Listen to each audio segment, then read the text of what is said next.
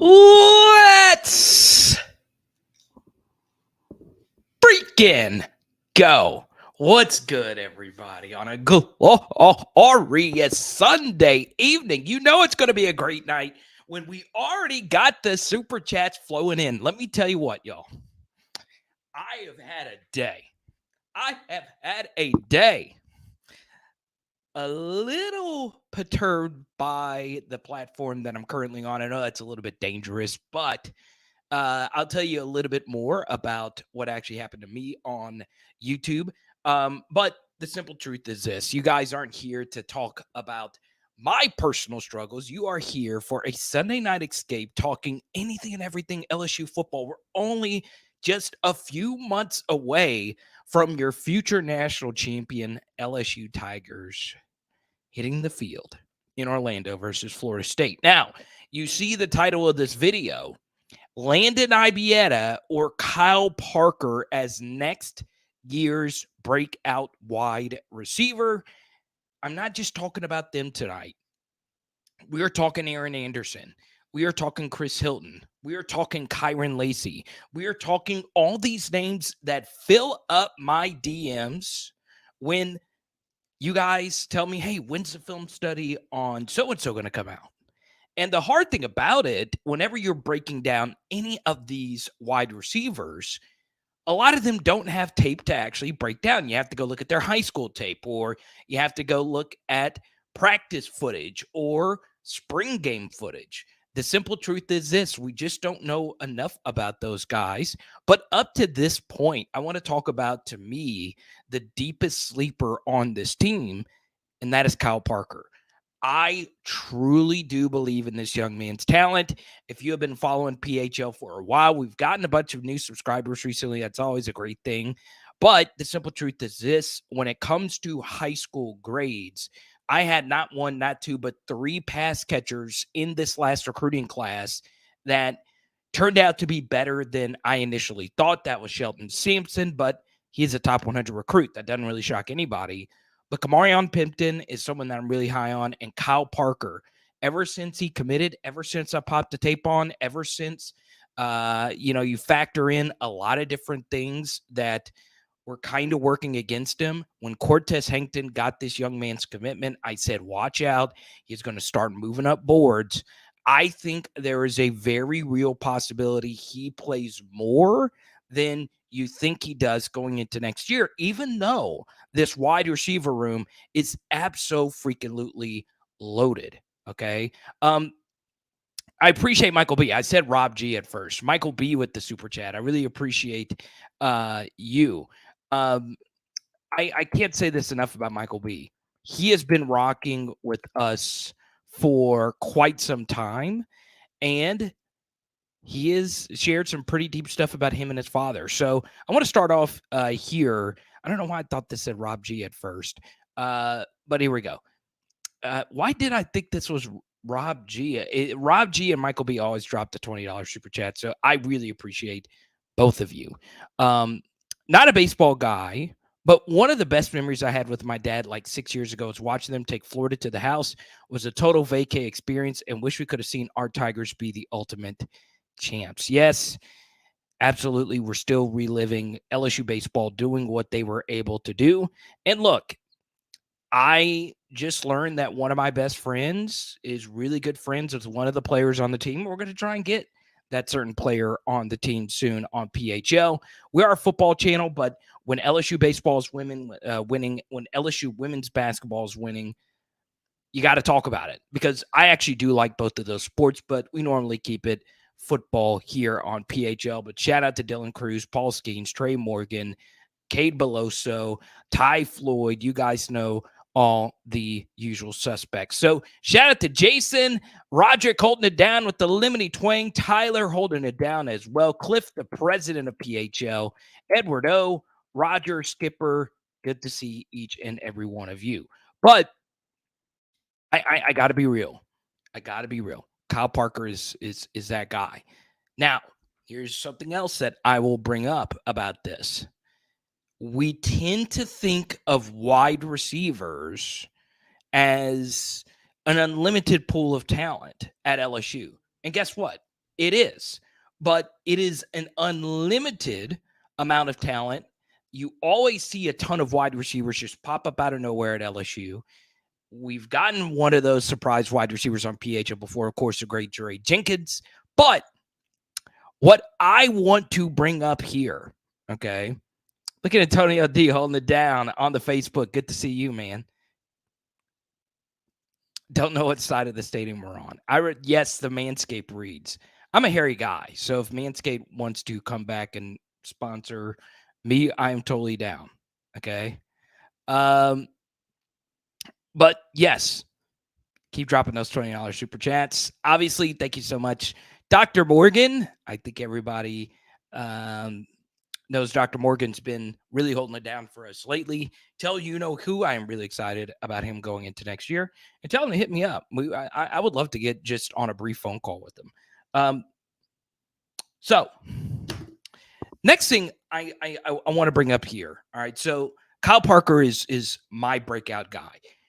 So we tend to think of LSU wide receivers, and I brought this up in the Brian Thomas Jr. film study from earlier today. And of course, our patrons have already seen the extra Brian Thomas Jr. breakdowns we have done. Okay. Once again, if we hit 5,000 views on that video, we're going to give out this Terrace Marshall card, one of my rarest Terrace Marshalls that I have. Okay. We tend to think of wide receivers as just this unlimited talent pool. Okay. We tend to think of that. And it's true. You can have an unlimited amount of talent at pretty much any position. But this is a simple supply and demand issue. Okay. We have an abundance of supply, but not as much demand. We demand 3 wide receivers to normally carry our room. Okay. Even the most potent LSU passing attack of all time fed really only 3 wide receivers. Derek Dillon when Terrace Marshall got hurt, and Thaddeus Moss, who was a tight end. Okay. And part of what made that LSU wide receiver room so good was the rotation was tight. Okay.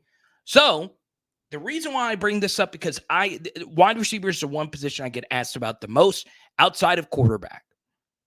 Okay. It is so key. There's only a certain amount of targets to go around. Okay. And the reason why I bring that up is because everywhere else, the position has more to do with just snap counts, right? If you're an offensive lineman, the only thing you truly count is your snap count. If you're a defensive player, you just want to play. Okay. As long as the defense succeeds and you play, you're more than often happy. Wide receiver, it is not like that. Wide receivers, because of that very thing, they inherently tend to be divas. You see that at the next level. They want targets. They want a role that they want to be featured in. Okay. They want people to watch them make plays. So I bring that up because really in any offense, only 3-ish, 4 wide receivers get fed. That's it. So if you are out there watching this right now, there is really only room for 2 other wide receivers in this offense to be properly fed the targets that they would probably desire. Okay. We know Malik's going to get fed. We know Brian Thomas Jr. is going to be fed. I'm very bullish on BTJ, but there's only 2 others. Okay. And there are plenty of names that can take those targets, especially if LSU elects to run more 12 personnel next year, which means 2 tight end sets, which means only 2 wide receivers are on the field at one time. Okay. I don't think LSU runs a lot of 10 personnel next year, which is 4 wide receiver sets. And keep in mind, Jayden Daniels, as I showed you on the Brian Thomas Jr. film study earlier tonight, he is not a quarterback that is a gunslinger. Jayden is really good at a lot of different things. Throwing is not his best asset, which is fine. You can win without throwing being your best asset. You can win it all without that being your best asset.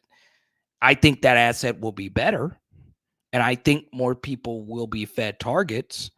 I don't think we'll have as many Auburn and Arkansas and second half versus Texas A&M type of performances next year, but understand that targets are finite.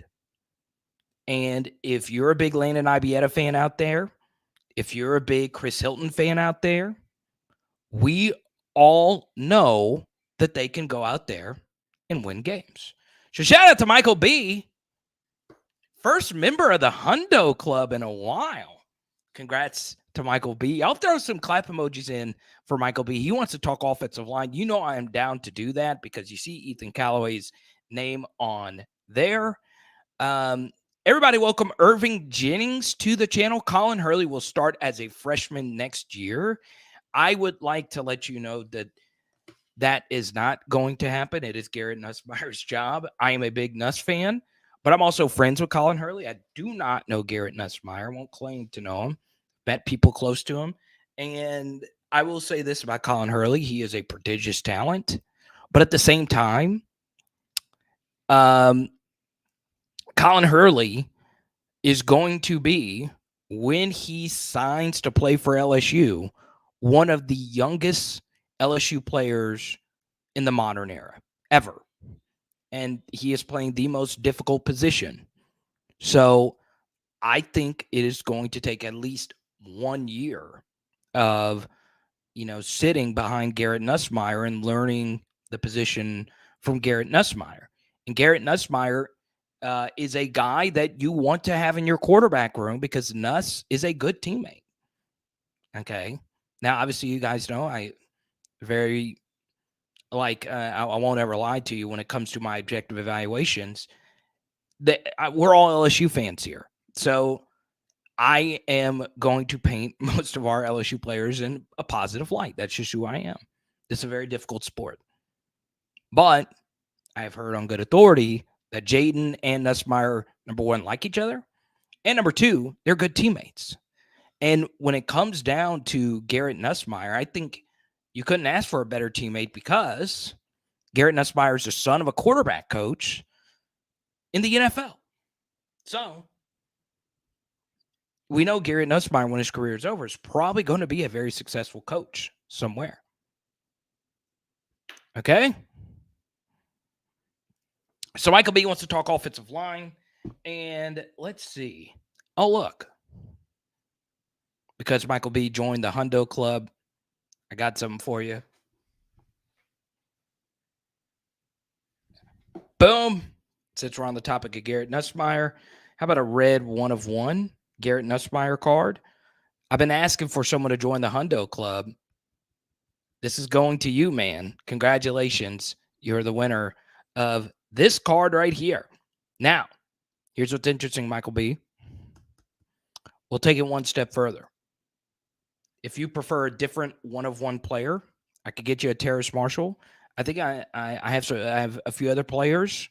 We can work some out. But obviously Michael B is in the Discord, so shoot me a message. If you do not want Garrett Nussmeier, we can hook you up with somebody else. If you want to, I know you're a big Justin Jefferson fan, so I could find something Jefferson for you. I know that's your favorite player. Now, let's talk some offensive line. That's what Michael B wants to do. Okay. You can't win without throwing beers. Huh? Did I say that? I don't know. So there you go. Well, I'll find something else, Michael B. If you don't want Nuss, just shoot me a message on the Discord. I'll also include a Brian Kelly card for you. So, just for the sake of it, anybody that's dropping a $20 super chat tonight, I'm sending you a Brian Kelly card. That's what we're going to do. Now, O-line wins games. That's absolutely true. All right, so let's first talk about the recruiting at the offensive line position. I understand that we as college football fans like to just hold it down, playing and looking at our own team. There you go, Jordan. There you go. So I got you a Brian Kelly card. I'll put you in the mail and I will send you some. Thank you so much. Super chats are flowing tonight. I love it. Justin Jefferson is my guy.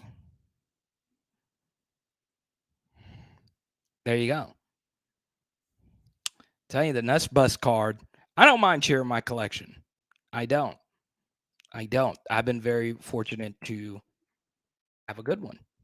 All right. I'm very fortunate that some of you have given me stuff to give out on here. So, from Andre in the 505, there you go. Shout out to friend of the channel, Andre Sale. As you guys know, I've been tweeting out his highlights. Andre's become a really good friend of mine, and he is Joe Burrow's former 2018 backup quarterback. He was behind Justin McMillan and Miles Brennan, and he was fourth string. He was the practice squad QB, and he is in the indoor football league lighting it up. I'm serious. He is a lot of fun to watch. I really like watching him. I've been watching the games when I can on Saturday night. So shout out to friend of the channel and former PHL guest, Andre Sale. And by the way, that Andre Sale clip about the Joe Burrow versus Justin McMillan thing is still our most viral short that we have produced, short form content. So there you go. Jack, we'll get to your question about Lance in just a second. But let's go here to the O-line wins games comment. All right. We like to focus in on just us. Okay, just us as a team. But as great as Ethan Calloway was committing to LSU, all right, what I would say is last week also got a little rough for us. All right. We lost out on some commitments that decided to go to another school, and that is perfectly fine. We only want guys that really want to be at LSU. All right. So we lost out on a 3-ish 4-star defensive lineman, Alex January, out of Duncanville High School. He committed to Texas. We do not need to be losing commits to Texas. That is a school that we are going to be battling hard for the next, for eternity, honestly. We have done really well in Texas. I think the perception of our recruiting in Texas has been a little bit better than reality. We've also had a lot of players that we have gotten out of Texas, some of which were top 100 guys that have busted. It's just the simple truth. They have a little bit of a higher bust rate than Louisiana kids. I'm just sharing with you what I see. Okay. I'm not saying Louisiana kids don't bust either. Kids from all over don't work out. But we did lose Alex January. He's a very solid defensive lineman out of Duncanville, and that is a high school that we really are trying to pry our hands into one of the most loaded high school rosters I think I've ever seen. Colin Simmons, obviously, is the number one player on LSU's board for this next cycle.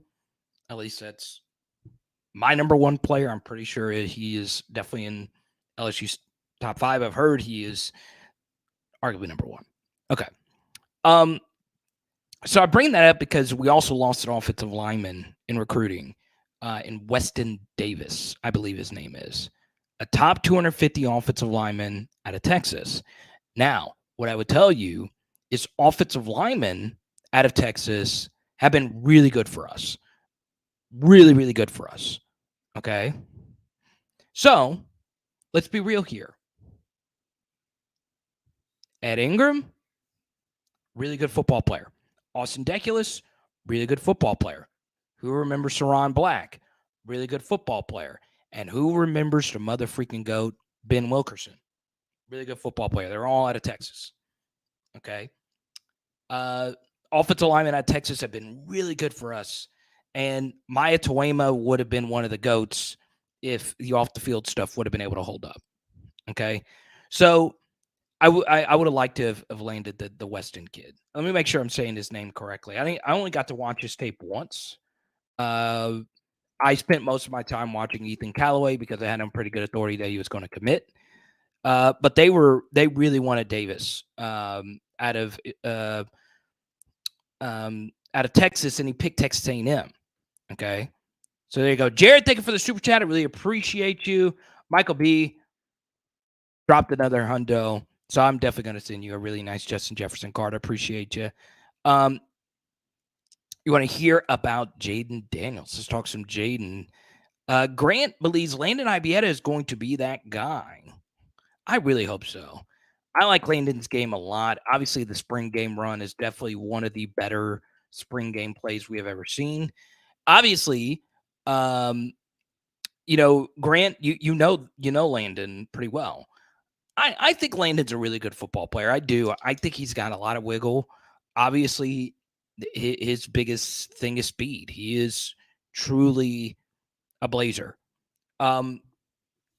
It's just going to be really hard for him to get touches. At this point, if just from my vantage point here, on my hierarchy, he is wide receiver 6 for me. And wide receiver 6s do get playing time. They do, especially if somebody ahead of them get hurt. So I do believe he will get touches, and I think he deserves to get touches. He might have to wait another season, though. If he waits another season, watch out. Watch out. So this is, just as hard as it is to play wide receiver at LSU, it's gotten even harder because from this point forward, especially with a tight ends coach as our play caller, our tight ends are going to be more featured as we move forward. And I also think tight end is a position for the future. And what do I mean by that? Well, it's simple. Teams last year, folks, played so much quarters against us. And what that means is they essentially had the corners and the safeties playing back. That's just a very simplified definition. So what do you have to do when those players play back? Well, you got to run on them. What's a good way to run on them? We'll have tight ends out there that can maul people, block, and also be potential receivers. Okay. So, it's what essentially Georgia did last year. And honestly, it's what 2019 LSU did. I mean, Thaddeus Moss was a really good blocker for us. He was a really good football player. And, he gets kind of swept under the rug. He's a really good football player for us.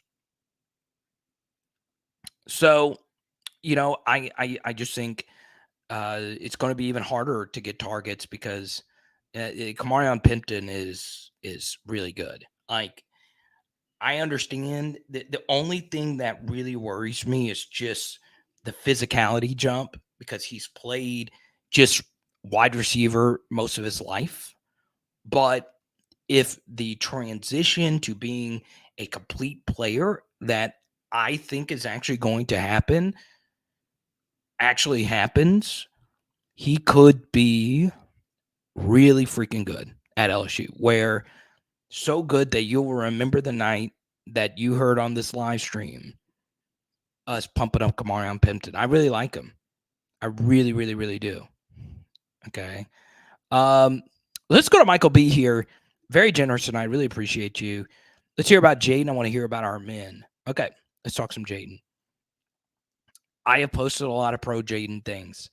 Yesterday, the Jayden Daniels throw versus Tennessee was a very ambitious, dangerous throw that he completed, and it is still the best throw I've seen him make at LSU. It was a cross-field rope that really very few quarterbacks I've seen at LSU actually make this throw. It is a very difficult throw that he did, and he decided to let it rip in his own end zone. It was crazy. It doesn't look like any of his other throws. And when I saw the play, I was like, man, we're going to see more of this after, because the Tennessee game for Jayden, there were some misses in that game that were not good. but he also had some throws that I was like, God, he's got that in the bag. And what I think happened last year is there was a lot of games where, if the game was tight, he would be very conservative. He wouldn't want to lose the game. But if the game was against a non-Power 5 team, or if we were losing by a lot, he would let it rip. And we want to see more of that. Okay. And I think we will. I honestly think we will see more of it. He is bigger. He is smarter. This is a fifth-year starter with 5 complete years of starts. He has not really been hurt. And intangible-wise, he is as good as it gets. Between the ears, Jayden Daniels is him. Between the ears, he is truly special when it comes to the off-the-field leadership kind of things, right? But now it is time to see him make that full transformation. And I know a lot of people make the Joe Burrow comparison of, Joe was like Jayden. He had, really solid stats. He led a 10-win team. And then this next year is the year that's going to be Jayden's year. I don't think anybody will ever be Joe Burrow at LSU ever again. But I do think it is a very real possibility that Jayden Daniels is Stetson Bennett. And Stetson's probably a little bit better of a comp anyway, right? Stetson, like Jayden, well, nobody's Jayden really outside of Lamar and a few others, but Stetson is a very good runner. He is a very, very good runner. And they did a lot of, and we did this with Joe too, but they did a lot of zone read kind of stuff at Georgia. It was a very effective play for them. Also, I think our offense is going to be very similar to how Georgia ran theirs last year. I think we're still going to be a physical smash mouth team. And I think Jayden is going to make a leap of some sort. I don't think it'll be as drastic as Joe's, but I do think Jayden having, Stetson type of year where, he might not win the Heisman, but he gets to New York City is very real. It's very, very, very real. Okay. So I am really excited about Jayden going into next year. I really am. And you guys know I will call it like it is. I will tell you to your face when someone is not him. Okay.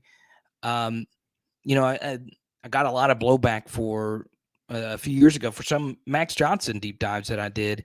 And I was honest. I thought Max Johnson is a very solid, serviceable SEC quarterback, but he wasn't special. And I said that, and a lot of people didn't like it. Now with Jayden, I really do think Jayden can be so good that you're like, he is no worse than a top 5 quarterback in college football. I think he can be that. Now, as far as Jayden winning the Heisman, I've seen a lot of you rip. You guys have even sent me your betting slips. Jayden for Heisman. I've seen it. It's going to be hard. Bo Nix, Michael Penix, and Caleb Williams play in a conference that plays no defense. And they are all 3-year starters, minimum. And Jayden, of course, is a 5-year starter, but he plays in a tougher conference. It's going to be really hard to beat out all 3 of those guys. And that's not including Drake May. And I think all 3 of those guys will be on really good teams. And 2 of those 3 guys will be in New York City just because their numbers are going to be so ridiculous. They got good play callers, and they play in a weak conference when it comes to defense. Also think Jordan Travis is a really good player. So, Michael, be a few more things on Jayden. And feel free, if anybody else wants to join the Hundo Club, feel free. I just personally like him a lot. I just do. There are a lot of things that I just like about him. When you do this kind of stuff, you do hear from people that are around him, you do hear from coaches and whatnot and all that good stuff. And it's only good things. And I honestly can't say that about every quarterback that's played at LSU. And that's really cool, for someone like myself. And I think a good example of this is the Destroying video. So Destroying's a big YouTuber. He visited LSU earlier this year. He's the biggest football YouTuber on the planet. And y'all don't go watch a video if you haven't seen it yet. Stay right here. Huh? Huh? Huh? Huh?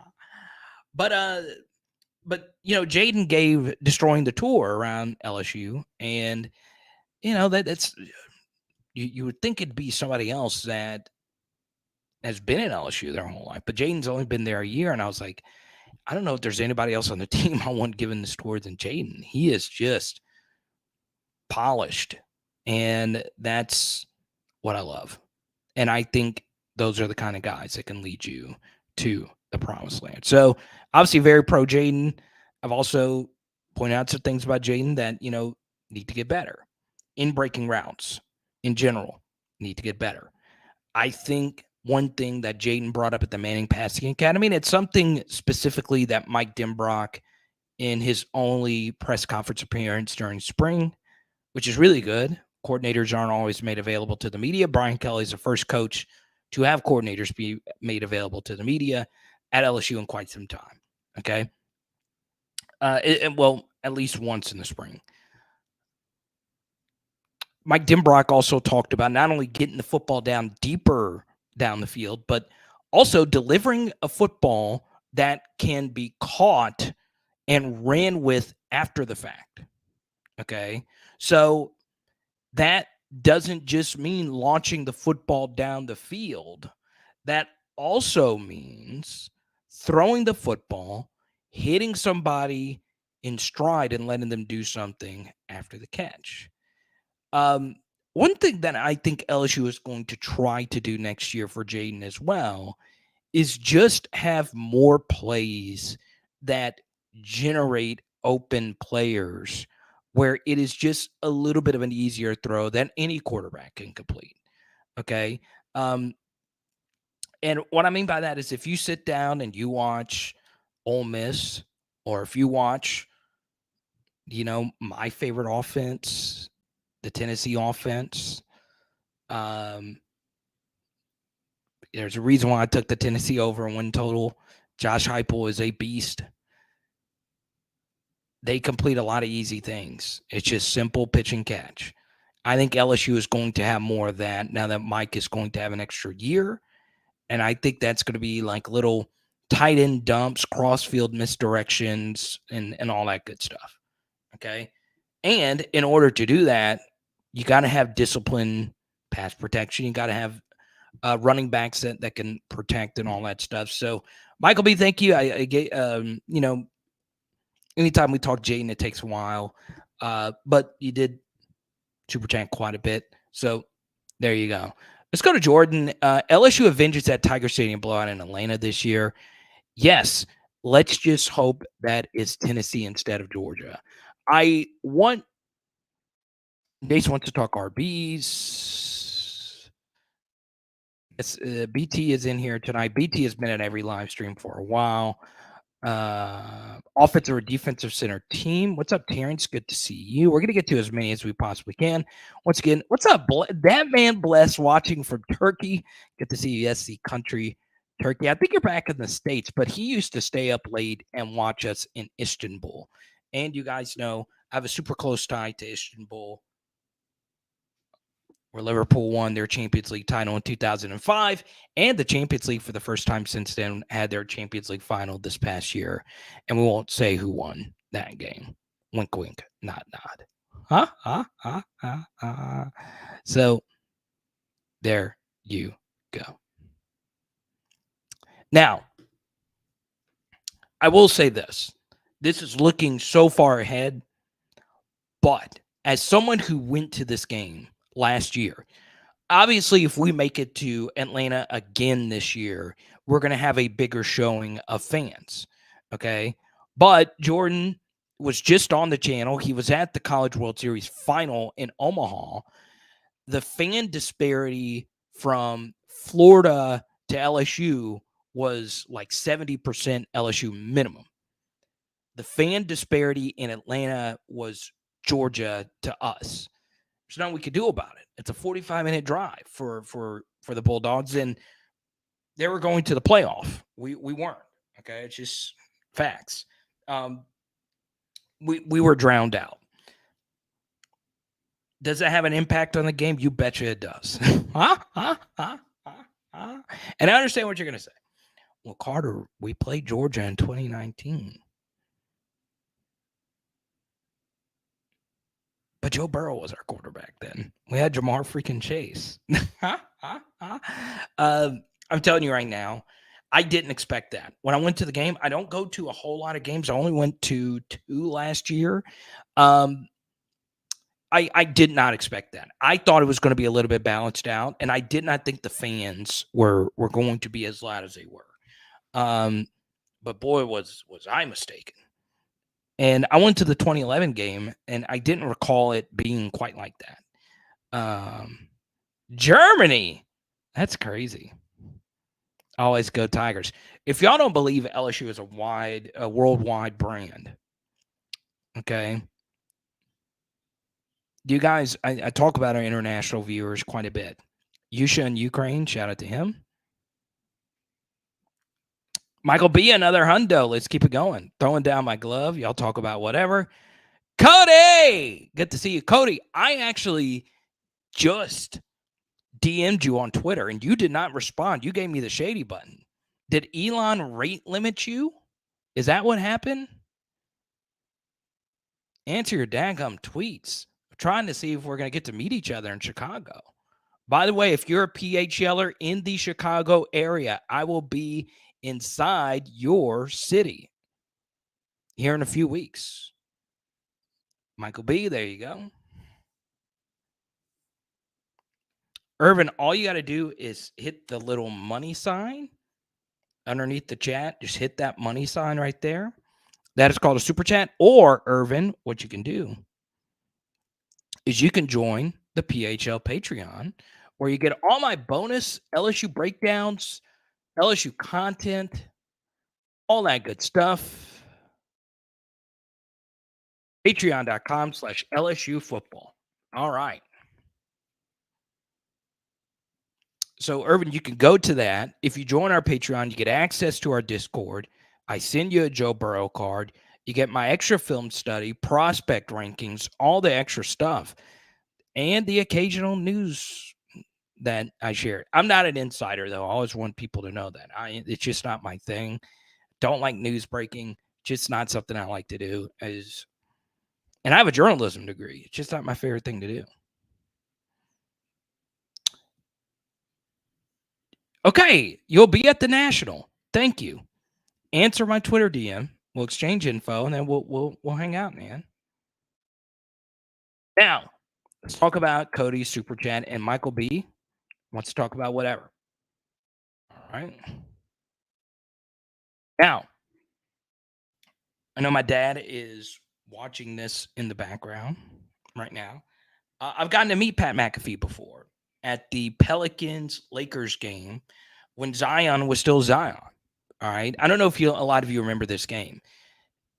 Zion had kind of been labeled as the next LeBron, and this was like the peak of Zion. So not this past year, but before the pandemic. All right. There was a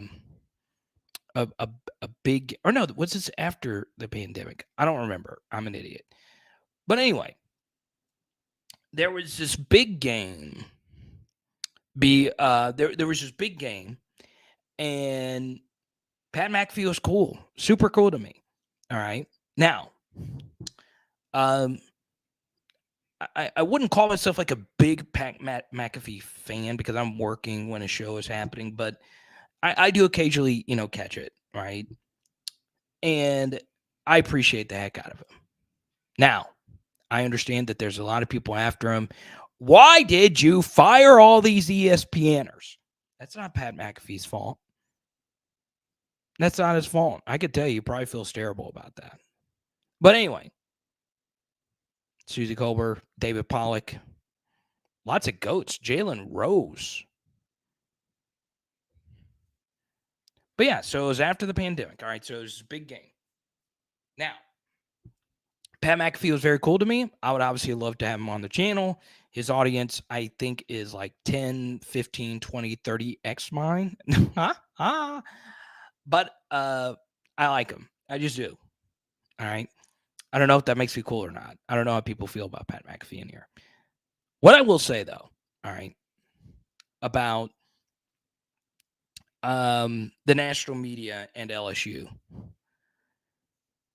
There's a lot of people that don't like LSU for whatever reason. You guys know the national media that doesn't. I don't want to worry. I don't want to talk about them.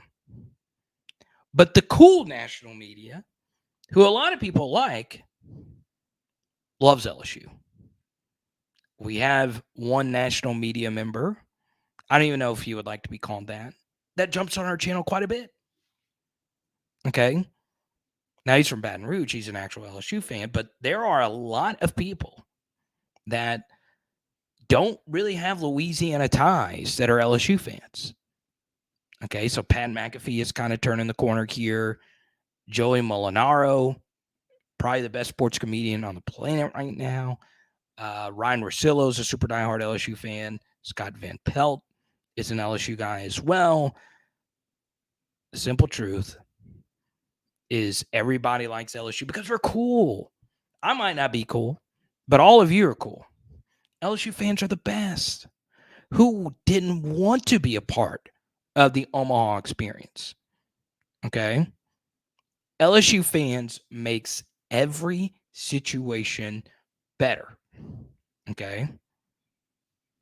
Outside of Alcoholics Anonymous. But every other situation, LSU fans make a situation better. And by the way, I really appreciate you. We do like to drink a lot. You don't need to drink to have fun. But LSU fans like to drink a lot. And you know what happens when people drink, they spend money. And that's part of why people like LSU fans as well. Michael B, appreciate it. Keep them coming, man. I don't know what else to say. I appreciate your generosity. You're a big reason why we are what we are. And there you go. He might set a record right now. Okay. Keep it going. But yeah, it's as far as like LSU, being viewed as just whatever, like, LSU got cool when Kev Falk committed. After Kev Falk committed, LSU became cool. That's all there is to it. In 1997. All right.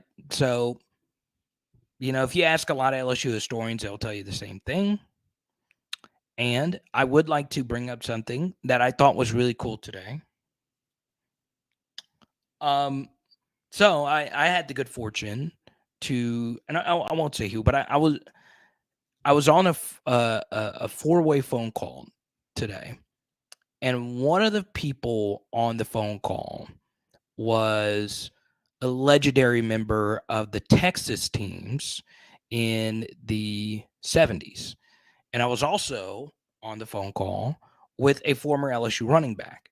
Now, I won't say who these people are before I get clearance to say who they were. I didn't know that they were going to be on this call, but it was really cool. And they were sharing a bunch of really cool stories about Shaq and Dale Brown and I won't say who else because this guy is as big as it gets in football. But they were teammates. They know these guys, and it's always interesting whenever you get these opportunities to do those things. It's because of people like you. It's because of people like you, man. I'm gonna try and get one of them on the channel. That would be really cool. Really cool. And believe it or not, one of them was not Charles Alexander. I will hand on the Bible. It's not Charles Alexander. We all the record. What is the record? I think Van has the record. I do. I think Van has the record. I think he's 800, I think, on one live stream. He would hate that I even said that aloud. Uh, but he's up there. Uh, but I won't say who has the record because I think a lot of diehard PHLers know who has the real record. But I won't reveal who that is. But he has transitioned into heaven. That was King Robert. I won't say that amount because he would disown me if I said that. But yes, it was the great John Sibley who set up the phone call. And that was one of the coolest experiences. Hearing those stories were great. Um, and it's because of things like this. It's because of things like this I get those opportunities. Right. Um, but that's it. It's all there is to it. I'm very blessed to have a very fun community of people like you. Uh, also, our super chat record might get broken tonight. So, Michael B, if you keep going, you're probably going to break it. But it's going to be, it's King Robert. You guys remember the King Robert days? He would go freaking wild. RIP to the PHL GOAT. But John Sibley was also on the call. I wasn't going to say who, but Irvin, congratulations. You are a member of the PHL Patreon. I'll send you a message on Patreon, and that'll get you all the details to get you all set up. So there you go. So Michael B, he's going to go for it. He is going to go for it tonight. I appreciate you big time. But yeah, you know, King Robert is it would be very. I'll just say this. As you guys know, I don't. These super chats pay my rent. I don't do a whole lot of partnerships. I'm very particular about that, and I don't like shoving those kinds of things down your throat. That sounded very weird. Huh? Huh? Huh? But I'm very particular on who I work with. Now, we might be bringing in some new people soon, but um, it's people like Michael B. It's getting me kind of emotional because these things they really do it, right? It's you guys. That's why I'm very appreciative on this channel. So there you go.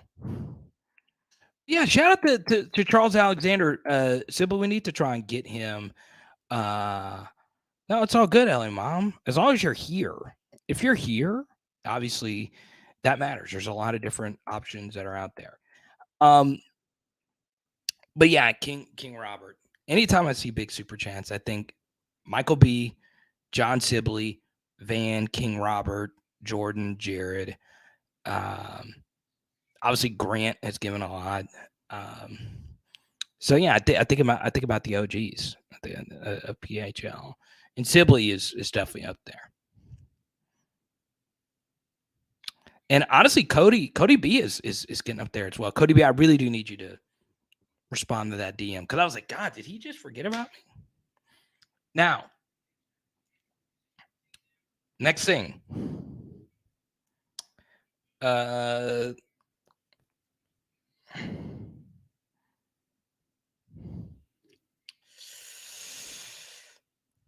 do want to shout out our friends at Underdog Fantasy, promo code Carter. That is the only one. That's the only one. Underdog Fantasy, promo code Carter. And of course, Press Collection. Shout out Press Collection.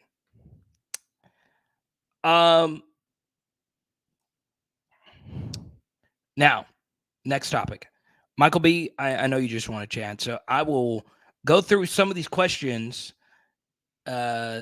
Sibley, you have to admit, that was definitely top 10 phone calls for me. Do you guys remember some of the phone calls that you've had in your life? You were like just legendary. I did not expect that. I really didn't. And Sibley, if well, we'll save that for another live stream. I will actually share one day if we get it cleared via Sibley, who some of the people on that call. It was crazy, absolutely crazy. Let's see. Let's go to BT's question. BT has been at every live stream. I really appreciate you, man. Do you believe LSU will become a more offensive or defensive center team under Coach Kelly, or will it depend on personnel year by year? It's a good question. All right. So normally, like if you think of the LSU teams of past, you think of some of the best LSU football teams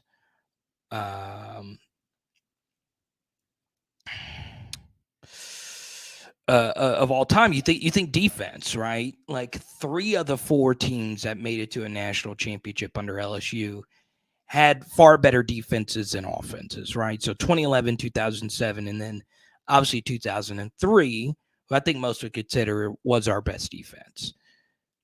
But the game obviously changed, right? Like Saban's offenses have been better than his defenses basically every year since that great 2016 unit he had.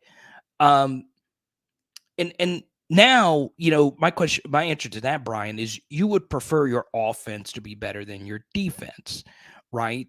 Now, you do need overall efficiency, but in terms of yards per play, Dave Aranda's worst year, and Dave Aranda is one of the best coaches to ever put on the headset at LSU, coordinator, head coach, any of that.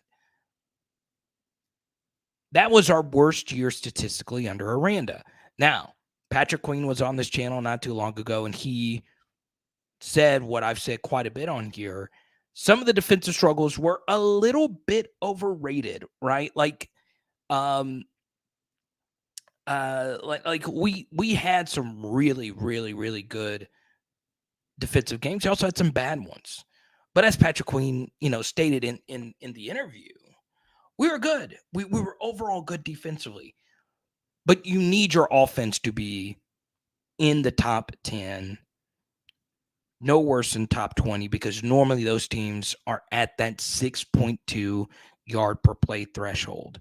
And this past year, in Power 5 games, we were at 5.92 yards per play, and that includes the Purdue game, which they fielded, a JV team, basically a New Mexico level team. So we've got to be better, more explosive offensively, but just in general, we want our offense to be better than our defense. Clint is from the parish, but he wants to show some love to LANDON IBIETA along with Grant. So there you go. So Irvin, thank you so much for joining the Patreon.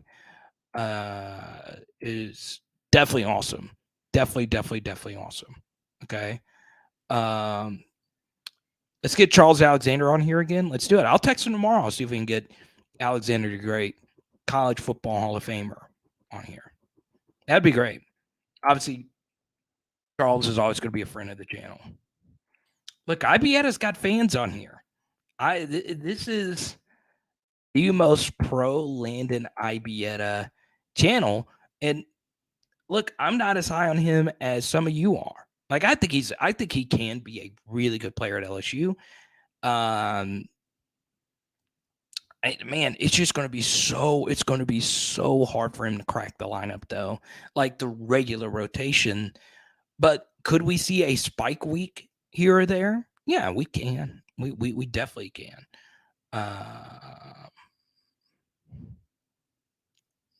There you go. Let's see. Sergeant, good to see you.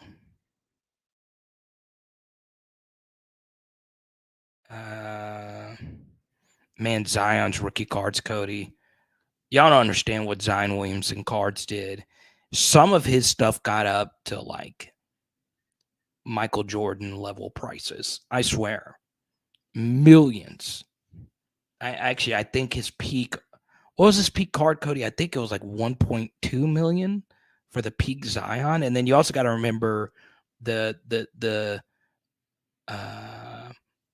fake cards, the NBA Top Shot Zion stuff.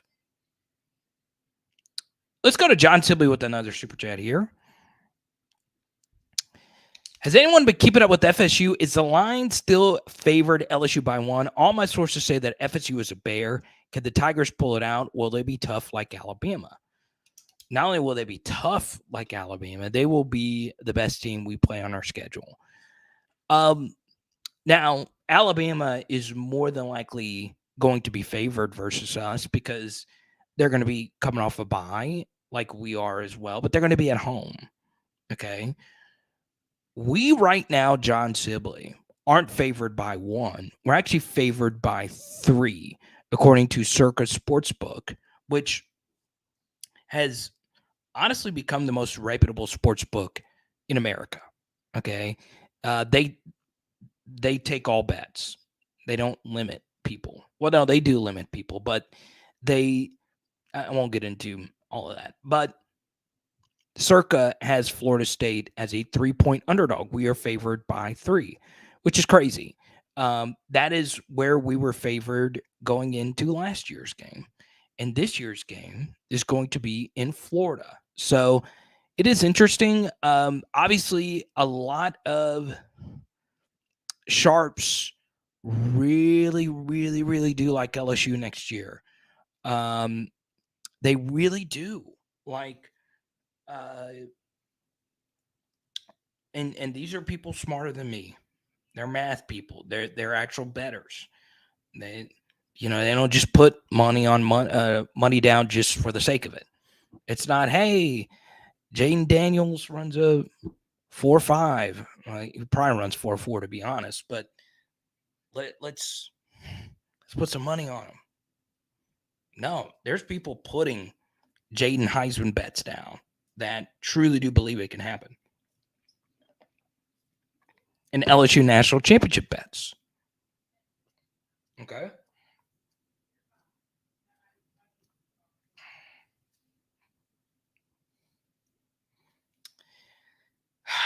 Now, where do I think the line is going to close? I don't think it's going to go up any more than that. Like, I think LSU -3 is or LSU favored by 3. I think that number is high. I think a lot of money is going to come in on Florida State as we move closer. Obviously, LSU is the brand. Brian Kelly is the bigger named coach. And LSU's the biggest brand in college sports right now. So I think a lot of public money could come in on LSU, but I would be shocked. I think that Florida State could by kickoff be favored. But the one thing I will say about this Sibley is that game, and this is a big thing. We cannot, as fans of LSU football, say that we were dominated in that game, because Florida State did control the pace of play. They did control the line of scrimmage on both sides. And we played our absolute worst. And on top of that, Brian Kelly coached his worst game arguably in his career, from personnel decisions to extra point and 2-point conversion decisions to a few game plan decisions. It was tough. And from that point forward, Brian Kelly has not coached a game even close to how things went down in that game versus Florida State. So, I don't think you ever see Brian Kelly coach a game like that again. And as we all know, players are more important than coaches anyway. We did not have our best players on the field. We just did not for that game. There was 4 players who played in that game as starters who weren't even part of the rotation after week 3. I mean, 4 of 22. Well, that's basically 1/6 of the players you have on the field at all times that weren't the best guys for us. And so no disrespect to them. They went out there, they played hard. It wasn't for a lack of effort. It's just we did not pick the right guys. Now we know who our best players are. We just do. Because guess what? They all returned. Okay. Ojulari is essentially the one major player we've got to replace. And his major replacement has been on this channel, Ovie Agufu, who's got a lot of experience. He might not be as good as BJ Ojulari, but not many people are as good as BJ Ojulari. He's a very good college football player. So we are going to be so much better prepared, and I think we win. I do. Now, Florida State's roster, believe it or not, and this might make a lot of you feel uncomfortable. And look, I'm going to give you a warning right now. If you're not a super diehard LSU football fan, or if you're not someone that can handle some harsh truth, then I'm going to give you the opportunity to leave before I'm about to say this next thing. If this isn't for you, this is big boy conversation, big gal conversation. I'm gonna give you an opportunity to find somewhere else to go, because what I'm about to say might scare some of you, might keep you up at night, because this game is going to be so heavily anticipated, and this is the biggest season opener that we've had. We didn't think it could get any bigger than what it was last year, and it is. It's 10 times that. Okay, so I am giving as Jared a trigger warning right here. I'm just gonna give you a little warning, okay? Because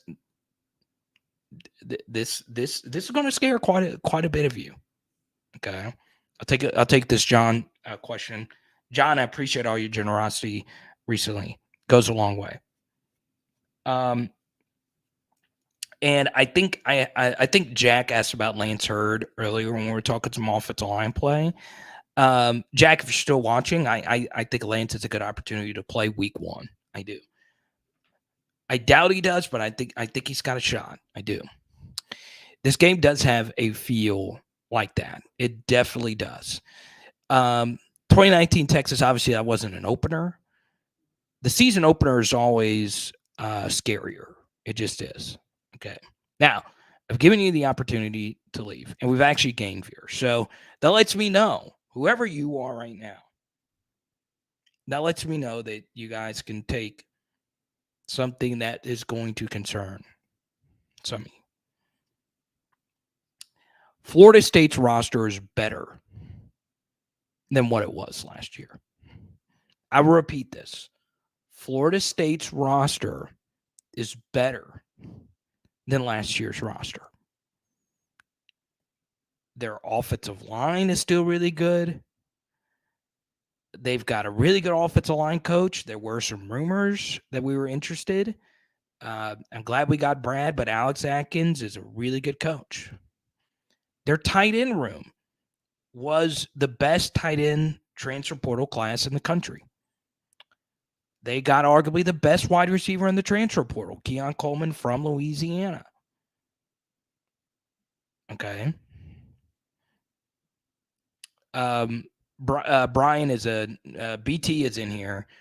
Brian Turner. They also get Destin Hill. He, like Aaron Anderson, is one of these mythical New Orleans wide receivers.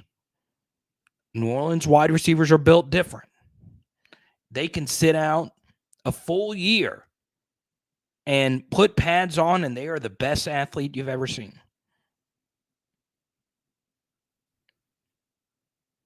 They get Destin Hill back. Their defensive line back. Linebackers back. The only player that they lost that I would consider to be very good to special is Jamie Robinson. And Jamie Robinson was a really good safety for them. Now they lost some other pieces. I won't shy away from that, but just based on my serviceable Florida State knowledge, Jamie Robinson was so freaking good. They lost him, and he was the guy that called all the shots on their defense. Outside of that, y'all, they're stacked. They are good. They are really freaking good. Okay. So I say that because we're very pro LSU, and I've already said that I think we're going to win the game, and obviously a lot could change from now until then. They are good. They are really freaking good. Okay. So just be ready for it. And Jordan Travis is good. I think he is the best thrower accuracy wise in the country. I really do think so. He has a special touch on his throws. It's hard to teach. Now, he's not the best all-around thrower. He doesn't have the best arm. That's obviously, Drake May or Joe Milton or whoever. But he can throw. He could throw. He could play. Okay. But ultimately they only averaged, I think, about 5.6 yards per play versus us in that game, and Jayden played really well. He had a really good game versus him last year. He had no time. He had no time to throw. Our pass protection was laughable, all of it. Did he miss a few throws here and there? Yeah. So some that he probably should have ripped. Yes. But there was no way he could have felt comfortable in that game. No way.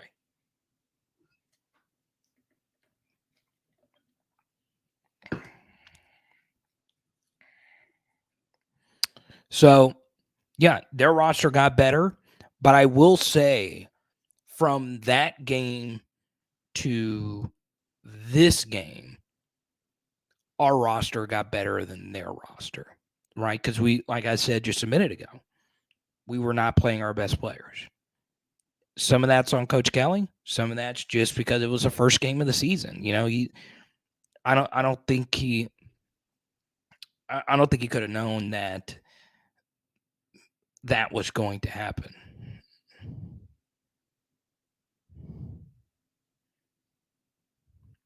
Players are not always more important than coaching, see Texas A&M. That is true. But look, the coaching has to be really bad for that to be the case. I won't say who, but we've experienced that. There he is. I told you. I had Rob G in my mind earlier. Good to see you, man. Thank you so much. You got. I think Rob G's just now joining us, but swear to God, earlier before the live stream, I was like, it might have been placebo or something. I could have sworn I saw Rob G drop a $20 super chat. Good to see you. Okay. So, Rob, you get to pick the next topic. Rob loves him some Harold Perkins. We could talk some Perk as well. Now, I will say this. Earlier, I was having a conversation with somebody about Harold Perkins. And, yeah, he's so good. He really is. I do think he's the best player on our team. I think, 3 or 4 others are in that conversation. But I think, in terms of NFL and all of that, I think he's so good. And our linebacker play should be a lot better next year. So, yeah, he's good. And I think Harold Perkins has a real shot to win the Heisman this year. I do. He's easily the best high school football player I've seen that we've recruited since, 2019, when I've been looking at a high school tape closer. He's so good. He is so freaking good. And obviously, if Perk has the season that we expect him to have, then we will we'll probably win it all. Okay. But, you know, we beat Ole Miss with that Harold Perkins? We probably do, but that he was a reason why the game became a blowout. I don't know if we beat Alabama without Perk. We don't beat Arkansas without Perk. Did we beat Mississippi without Harold Perkins? Mississippi State. I don't know. He was special in that game. He didn't have a bad game until A&M Georgia, where they kind of schemed him out. And, you know, he just didn't have a bad game. I mean, that's just so hard as a true freshman. Really didn't have a position, really. They put him on the field and he made plays.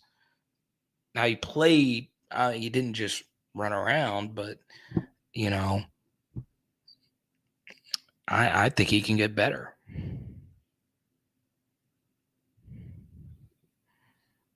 Y'all know this person? I don't. She has my last name. I have no idea.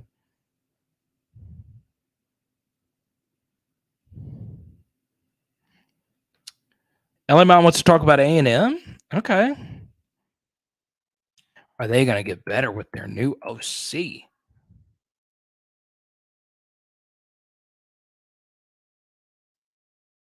Yeah. So some of you turn off college football until this point of the season, and we'll talk about their new offensive coordinator. It happens to be one of the best play callers in the history of the SEC. Okay. Now, let's talk about him. Bobby Petrino's as good as it gets when it comes to play calling. He is up there, right, with whoever you want to put up there in the modern era. Gus, Mike Leach, Lincoln Riley, whoever. He's that good. Art Briles. I just don't know if this is going to work, though. I just don't I don't think him and Jimbo are going to work. They've got the wide receivers. They've got a good tight end room, too. And they have good enough quarterbacks. And their offensive line was so bad, they can only get better than what they were last year. I just think I just think he's cooked. I do. I think Jimbo's cooked. And what I think the issue is, and this is just something I see a lot of old school coaches do. Okay. If you go listen to Jimbo's press conferences, you know, he was a coach in the older years where the thought process from a coach was, hey, there are plays out there. If we out execute our plays, their defense can't do anything about it. Okay. So this is the difference. Okay. Jimbo Fisher thinks our plays are going to work if our players run the way they're supposed to be worked. But something happened in the past decade. Defenses became smarter. All right. So offenses decided to do something even smarter than the defenses. They said, hey, let's run plays where what we do is dependent on what the defense does. Okay. And that's what makes the Lanes, the Kendall Briles of the world, that's what makes their offenses work. They do a great job of running RPO option kind of offenses. Tennessee's offense is oftentimes based on the numbers that are presented to you pre-snap defensively.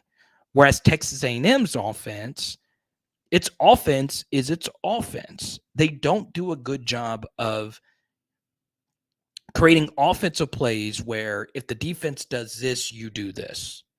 They just run plays that just kind of don't make sense, right? And I know that seemed like a very like complicated way of describing offense, but if you go watch Tennessee's offense, there it's very innovative just because of the wide splits, but it's not really anything too complicated. It's popcorny, if you will. You have two reads on a play, basically. It's very fun. That's why I like Tennessee a lot. Get a decent quarterback who, and obviously Tennessee is had Hendon Hooker. He's great. And I just don't think if Texas A&M lets Bobby Petrino do what he does best, watch out. But I just don't think Jimbo's him. I just don't. Not the gymnast. I love it. So there is a Haley Bryant on the LSU gymnastics team. She spells it differently. So there you go. And here's the thing. She's very good at gymnastics.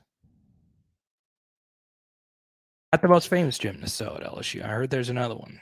It's kind of famous. Who makes $500,000 per social media post. Now, Bobby Petrino stays away from the motorcycles. That was his downfall. Okay. There are two sports stars whose downfall were motorcycles. Bobby Petrino and Jason Williams. Who remembers Jason Williams of Duke?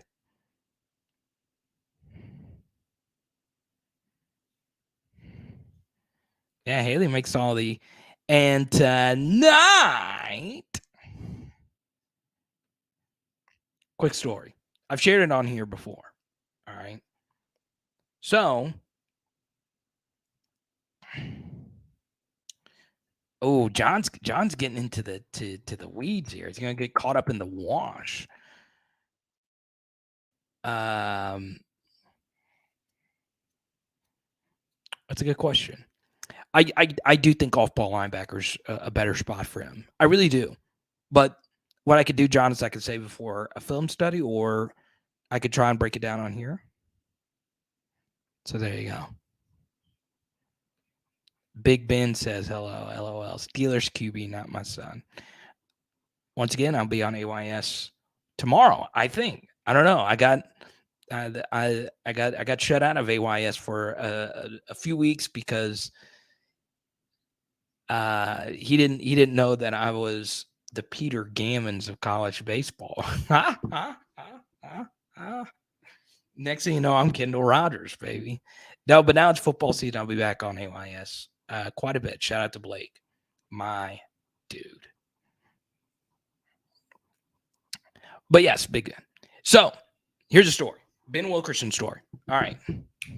So the Bobby Petrino motorcycle thing. So the lady he had the affair with, she had a staff. She had a role with the Arkansas Razorbacks staff. Okay. Now this was how it was explained to me. It could be true. It could be not. But Ben Wilkerson, we were just talking about him earlier. All right. And we had an offensive line super chat a little bit earlier. Okay. I will say this. Ben Wilkerson was a finalist for the position at Arkansas that the lady who Bobby Petrino had the affair with actually won. Okay. So just a little behind the curtains here. I was talking about this with somebody on the phone earlier as well. It is hard to work in sports. It is really hard. We are talking about supply and demand earlier about wide receiver targets. There are far more people that want to work in sports than there are jobs. So, there was plenty of applicants that wanted to get this administrator job at Arkansas. And it came down to Ben Wilkerson and the girl that Bobby Petrino had the affair with.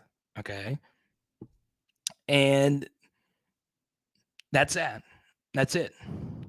So I had heard that Ben Wilkerson had every single person in football um, uh, like stoop for him. I heard Saban. I heard some other people. And if there is someone out there that does a really good job getting other people's jobs, is Saban. If you coach under Saban and Saban likes you, he is going to get you up the coaching ladder pretty quickly. Okay. So, obviously, Ben Wilkerson won Nick Saban a national championship. So uh, it's Ben. I would do the same thing if that was my player. And obviously, anyone that knows Ben knows he's a hard worker. I think he's still coaching now. I was a big Ben Wilkerson fan. And Bobby, of course, hired the very attractive blonde. Now, she, ironically, I think is actually married to a football coach now. I think so, which is kind of crazy. But yeah, so that's wow, Ben Wilkerson. Uh, Now, was there even a motorcycle accident? There are so many different stories from this, as you could tell. It gets crazy. But no matter what the case was, Sibley, if Petrino had just been honest with Arkansas athletics, he might have been able to keep everything intact. But I have a ton of Bobby Petrino stories. I have one from the College World Series I'll share one night, but I want to move on because I don't think you guys are here to talk about Bobby P. Okay. Who's going to Orlando?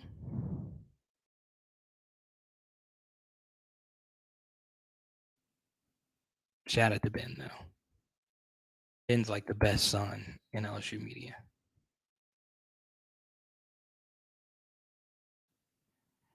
So, John,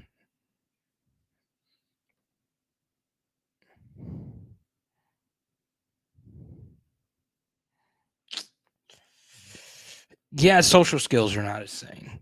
He is a very, I don't like calling anybody weird because I'm weird, but that's not.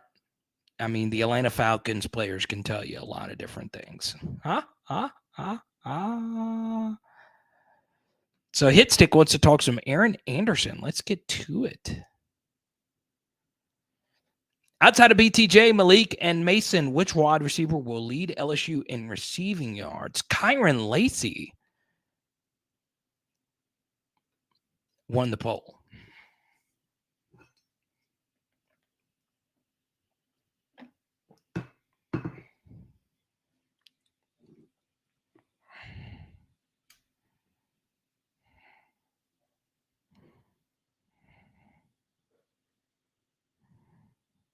Mm. Let's see.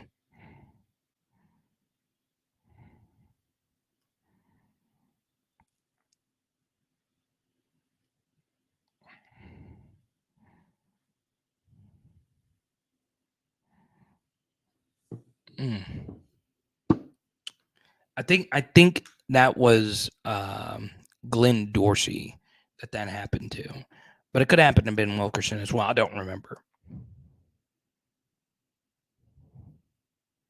Was that Ben Wilkerson too? It might have been. I honestly don't remember. Let me see.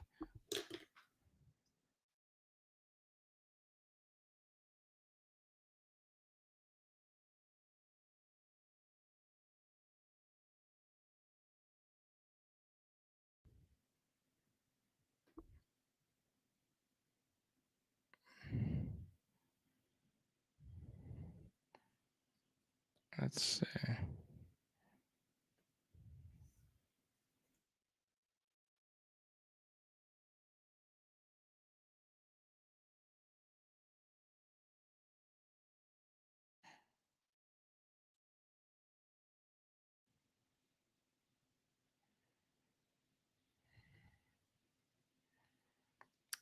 Now, I didn't think Petrino would be the big story here. That game is going to be fantastic. I think a lot of you want revenge versus Texas A&M.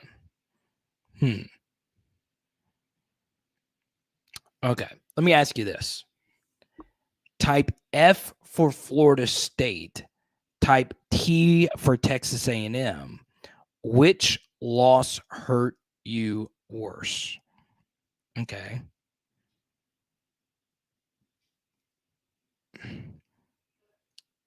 Type F for Florida State. Type T for Texas A&M. Let me know which one hurt you worse. Texas A&M. I think it was that one. I think it was that one. What kind of photo is that, Thomas? I mean, goodness gracious. Full moon. Florida State. I think the answer's got to be Texas A&M. I'm going to be honest. I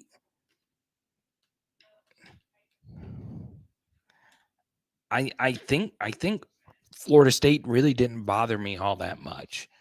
And I know that sounds bad, but I was kind of on like just this ridiculous high from the Stumpy's show. So we did a show from a place called Stumpy's in New Orleans, and it was awesome. And we had all these people come together, and it was wild. It was absolutely wild. Someone proposed before coming to the Stumpy's thing, so that was really cool.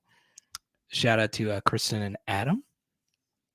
And yeah, that was crazy. It was absolutely crazy.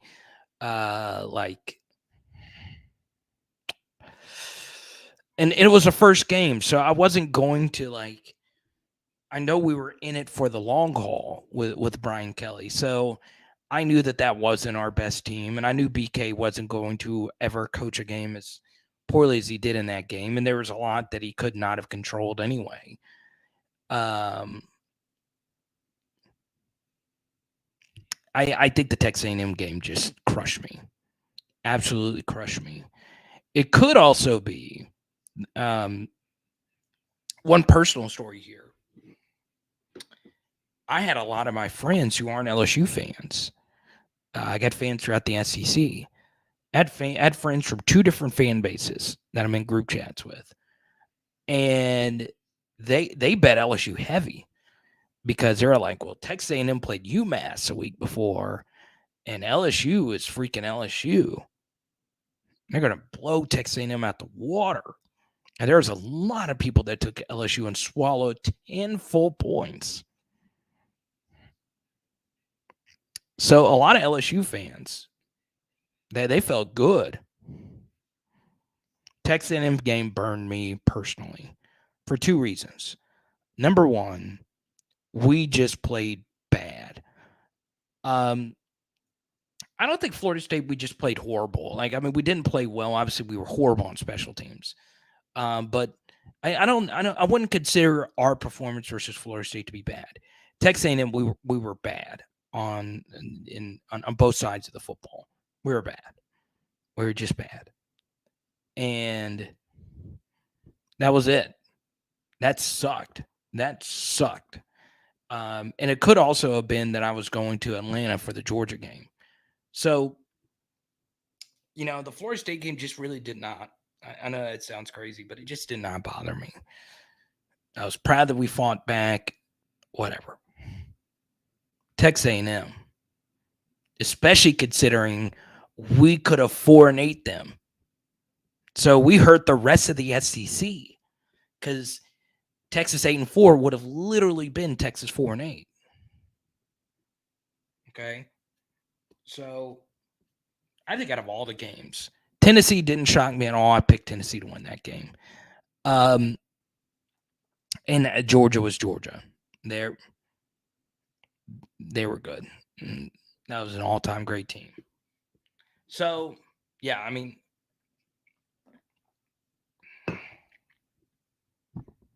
What can you say?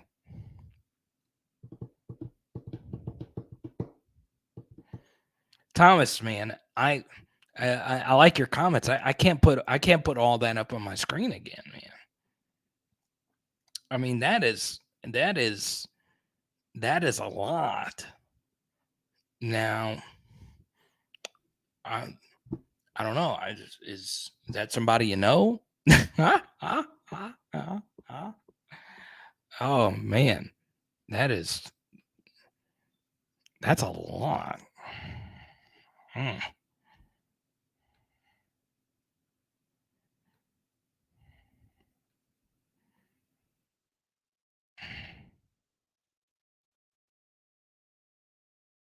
Who wants to know? I hope the loss to 8-4 wasn't because we were the hunted by then. Yeah, and look, I whether we're the hunter, the hunted, you just we can't have that. You can't let them have their best offensive game because that was a must-win game, right? I know everyone says it's a must-win game, but if we win that game, we're playing Georgia for the shot to go to the playoff, right? Um,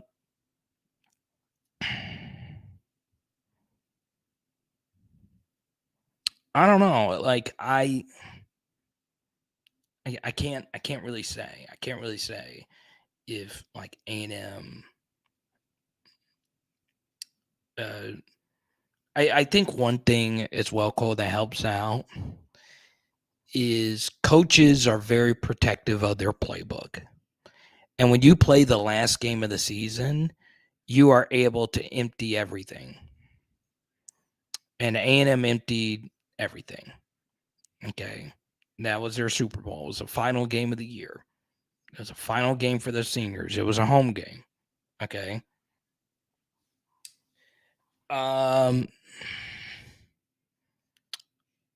And Georgia beat us down worse, but still, they're good. They were actually a good football team. I mean, A&M wasn't. So yeah.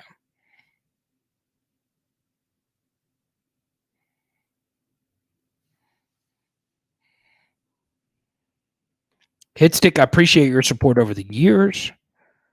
Appreciate you so much, man. You've been rocking with Hitstick. You've been with me for a while, man. For a while.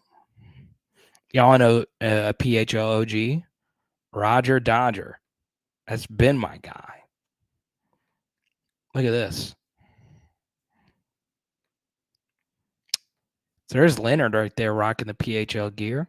I still got some of these shirts for sale here. Don't forget you can get your PHL merch. There's my guy Skipper, and there's Roger Dodger right there. This was when Roger got his shirt. Look at that. Look at Roger. Look at him. Look at him. I love it. A 5-win team with 12-0 talent. Aggies played well. It's okay, Thomas. I just want to keep it family friendly in here. Huh? I still see it like this. I don't know. I don't know.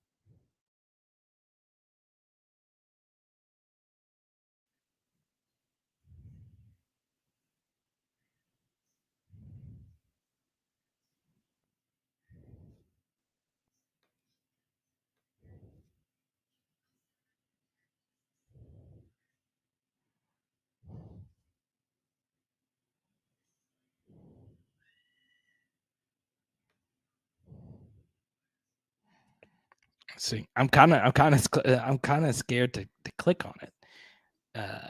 Thomas. It's not really just too bad. I'm just always wanting to make sure everybody feels okay. Oh man. Oh yeah, I'll be on off the bench in the morning. I think I'll be on at 8:30. So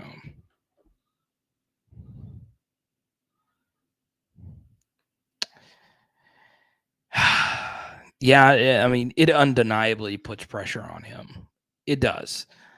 Now, I don't think it necessarily puts pressure like in his own mind, but it does in the minds of LSU fans, right? Like LSU fans are going to say, well, if they can do it, you can do it too. uh, but yeah, it does. But I also think, Steven, that Brian Kelly just, from speaking to people who know him, okay, he has this pressure on himself. He is a big historian on the game of college football, right? Um, so anybody that knows college football knows that you kind of need to win a natty to solidify your greatness, right? Like, for instance, let's take somebody like Bob Stoops. Okay.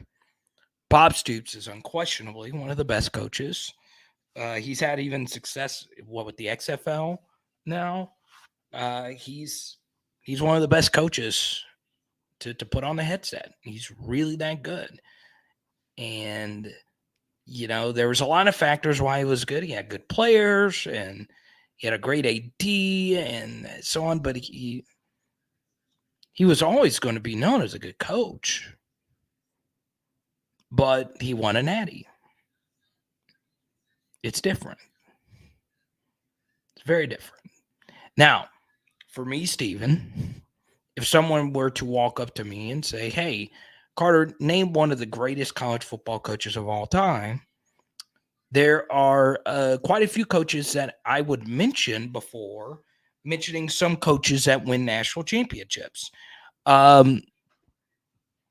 Like Bill Snyder is definitely one of the best coaches to ever put on the headset.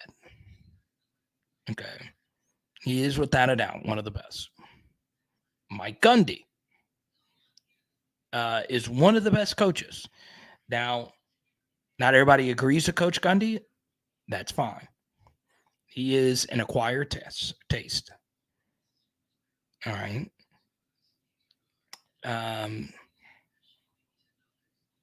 He is a really good football coach. He is one of the best football coaches. I don't know how anybody doesn't consensusly believe that he is, with beyond reasonable doubt, one of the 15 best coaches in the sport right now. I don't respect people that don't have Mike Gundy in their top 15. I just don't. I don't think you can't put him there. But, he's never going to win a natty at Oklahoma State. But he's almost kind of sort of done it twice, right? Like, it should have been us versus Oklahoma State. And then a full decade later, he is one play away from making the playoff. Cincinnati doesn't get in, and Oklahoma State gets in if they beat Dave Aranda and Baylor, or one play away. Okay. At Oklahoma State. Now I know they got money. I know T-Boone Pickens is one of the biggest donors in the history of college athletics. But if you can't see that Mike Gundy is him, I don't know what I could do. But you got it. Overall, history will not remember him. History remembers national champions, and BK needs to win one for his name to be remembered throughout history. That's just it.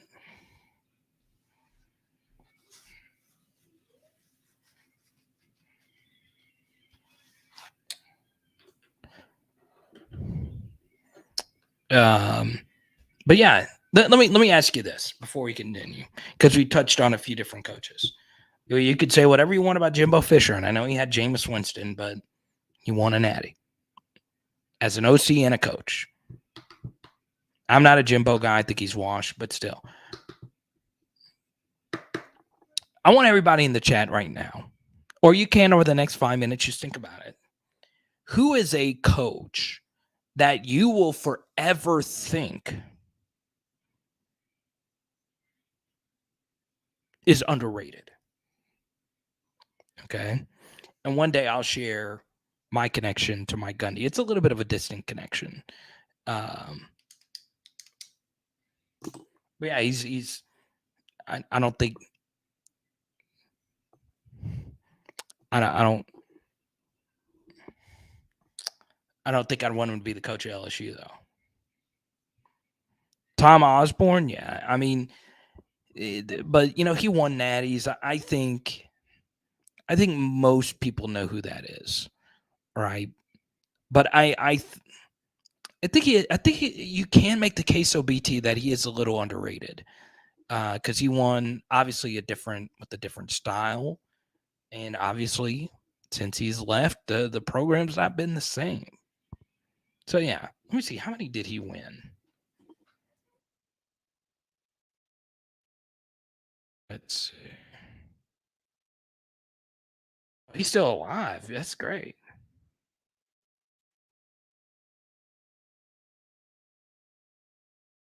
Oh, I didn't even know he was a politician now. I honestly didn't know that. But he won 3 natties all in the 90s. Ah, he was good, dude. He was such a freaking beast.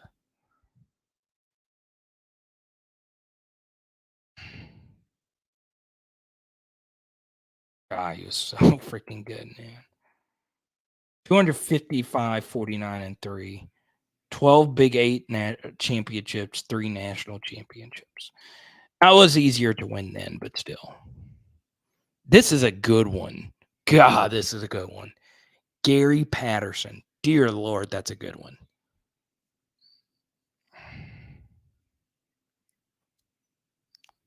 Yeah, Osborne, as far as like, I think most like I think most people, I think most true college football historians would agree with you that he is a little underrated, right? Uh Gary Patterson, yes, he's definitely up there.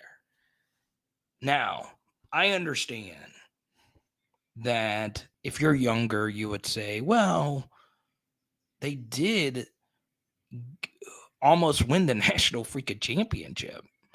Uh, well, they didn't almost win the game, but they got there.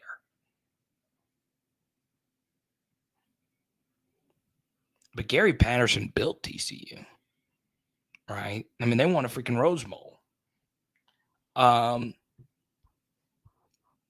Gary's really good. Also, something else, Steven, that is a little underrated with Gary Patterson is schematically the defensive film nerds on Twitter, like the coaches and all of them, they swear by Gary Patterson.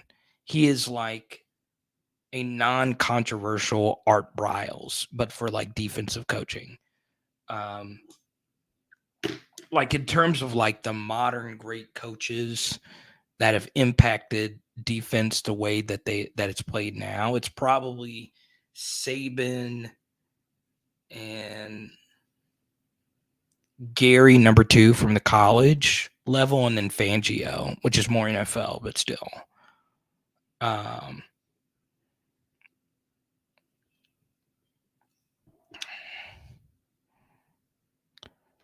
Pat Fitzgerald is a really solid coach.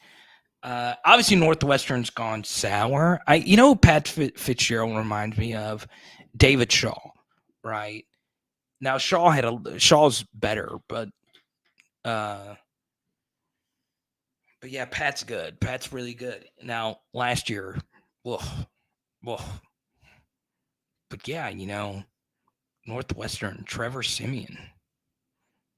Northwestern's won a lot when they should be no better. Northwestern, in theory, should be Vanderbilt, but there you go. Let's go. What's up, Aaron? Good to see you. Yeah, you would like to have seen Mike Leach at an elite program. Okay, so I do think it wouldn't have worked because if you coach at an elite program, you've got to. I don't know if be a certain way is the right way to put it, but Mike was always going to be Mike, and like the pirate was always going to be the pirate. And if you're at a smaller school where you don't have boosters and boards of regents and all this stuff, it's a lot easier to do that. So let's just say let's just say like Mike Leach was a coach at like Auburn, like a program that could win a national championship, but not an elite program. It would not have worked. I don't think Leach would have worked there. I'm serious. Just because, I just think Leach was a perfect fit for like a smaller, true college community. But yeah, I would like to have seen it. And, you see his fingerprints just throughout. I think the big thing though, John, and this is honestly a good thing, because, and this is going to be controversial. It might get clipped. That's fine. The best thing for any Hall of Fame is for someone truly great to be left out of it. Okay. So there's going to be a big conversation now because Mike Leach, in order to get into the College Football Hall of Fame, you need to have a certain win percentage. And because Mike Leach didn't coach in all these big programs, his win percentage isn't where it needs to be in the College Football Hall of Fame. Okay. The only way for anything to gain notoriety is through controversy, right? So the College Football Hall of Fame is going to be left with the decision. Do we stay true to our standards and not let Mike Leach in? Or do we do the smart thing and put him in? Because if you really want to get into it, not you in particular, John, but when it comes to impact on the game of football, Mike Leach unquestionably had a bigger impact on quite a few coaches who won national championships and have way better win percentages than him. The air raid was not Mike Leach's offense, but it kind of sort of was. Okay. The influence, the way college football looks now, like the way the air raid has really changed over the years. It's a lot of teams we consider air raid offenses aren't really air raid offenses, right? They like to run, right? So, I think Mike Leach deserves to be in the College Football Hall of Fame. You can't write the history of college football without Mike Leach and the air raid. And I think it's going to be interesting. I think that's going to be one of the biggest stories in college football. I really do. I really do think so. Bobby Bowden, yeah, I think he's underrated. But then again, if you had Peter Warwick was him before him became him.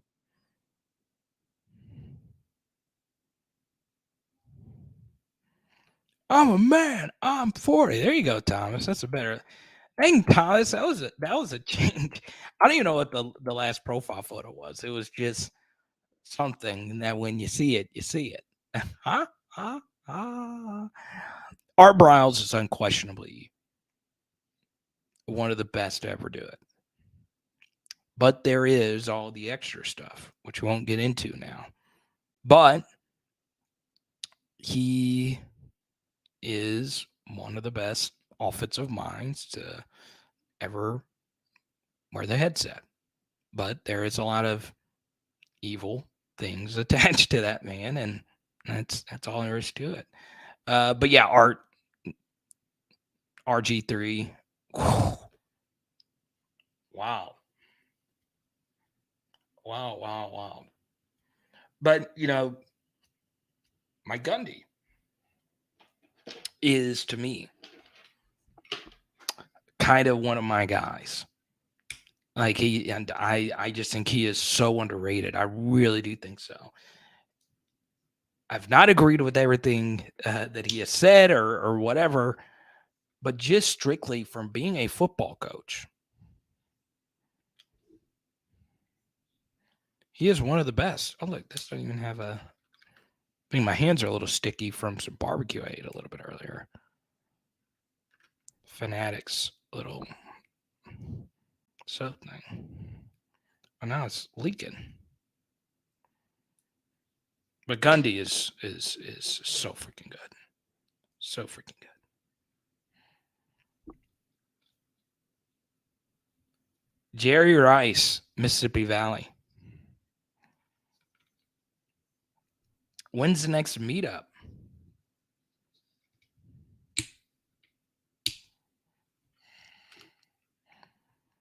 Need to do something for the Arkansas game. We could do something in Baton Rouge before. We could do something in Baton Rouge. What about Lafayette? Y'all want to do something in Lafayette before the season? We could do a PHL get together in Lafayette.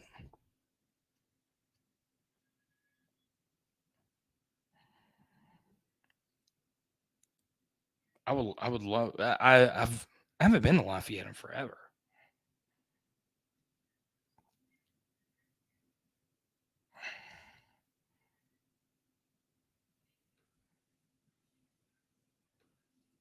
We can do one in Lafayette and Baton Rouge.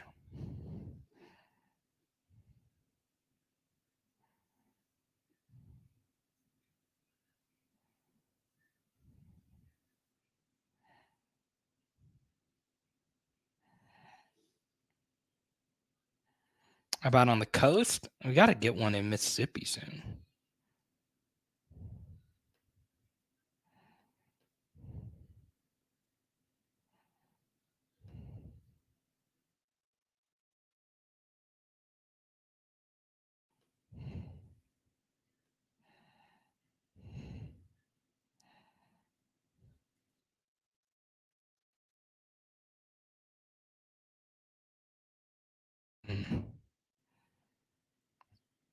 I'm down to get down to Mississippi. You want to go to Jared's house? Why did Jared get thrown into this?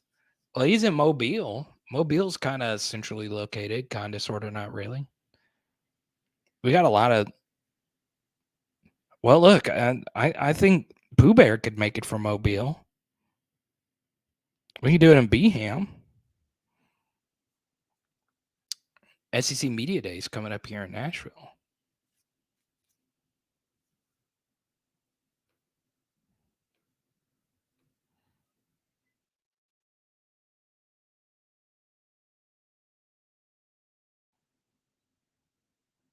Okay, so Steven has joined. I'm telling you,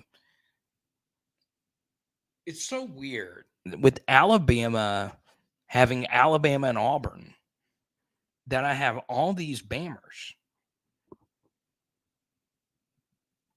that are LSU fans. Like, these are 3 comments in a row. Birmingham, Huntsville, Huntsville, Mobile.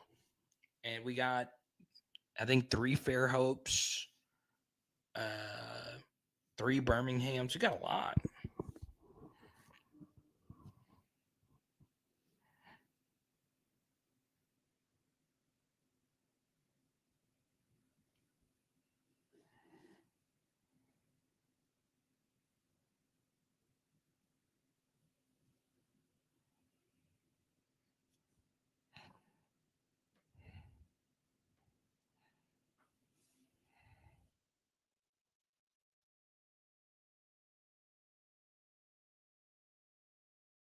This is cool.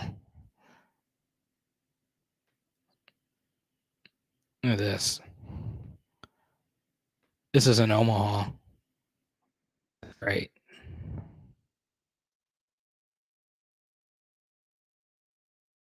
That is so cool.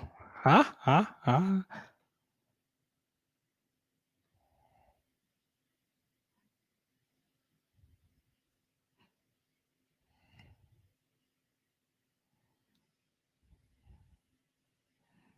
That's crazy. Yeah, Sherry Berry's near Montgomery.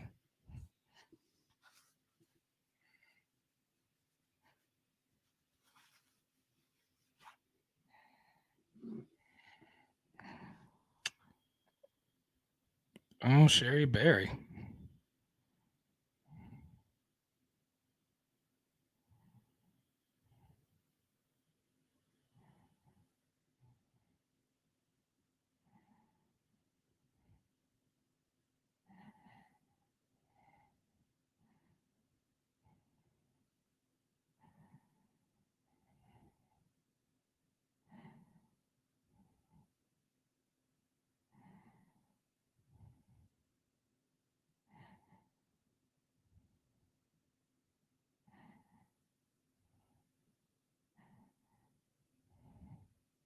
Mm. Did we break the super chant record? We did not. We still got a way. We still got a ways to go. I don't know. That would be pretty wild. This is definitely the most super chants we've had in quite some time. So shout out to Michael B.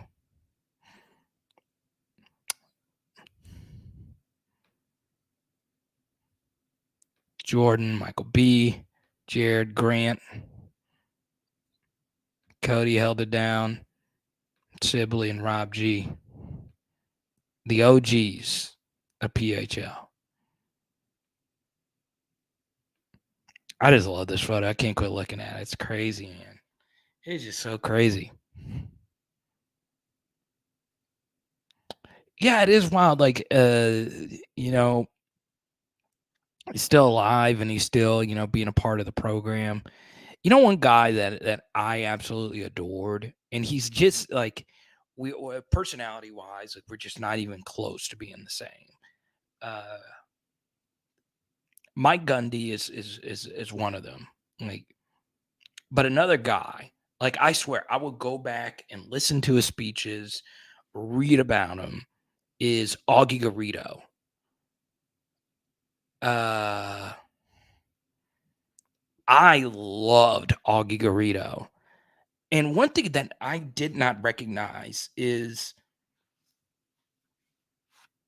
John, thank you for the super chat. I appreciate it. You get to pick the next topic.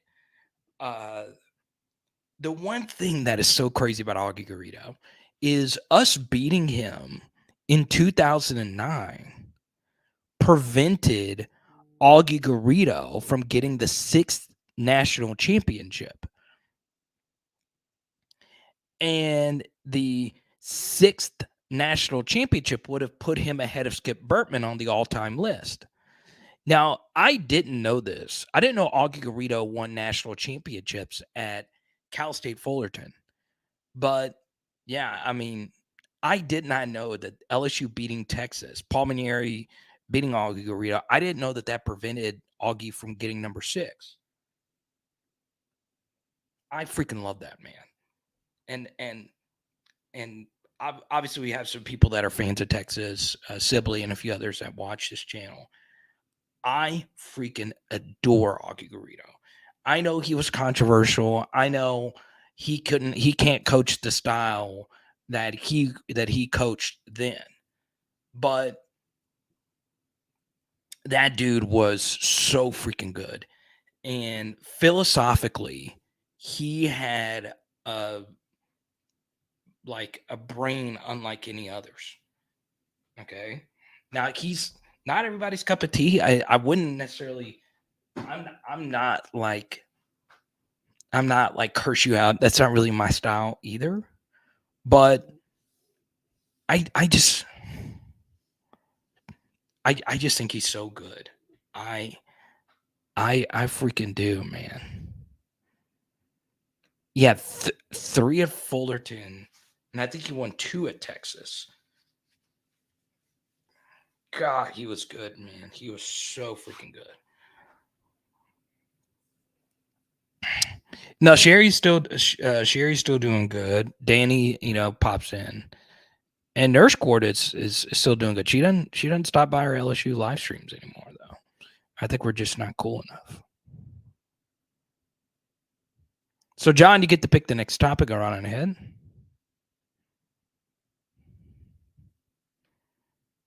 I could reach out to both of them if you want me to. Am I going to SEC Media Days?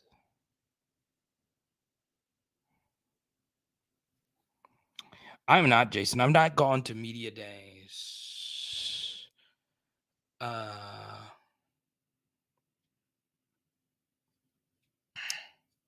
I've not been since. Actually, here's what we're gonna do. Would I like to go back to SEC Media Days? Yes, I would. But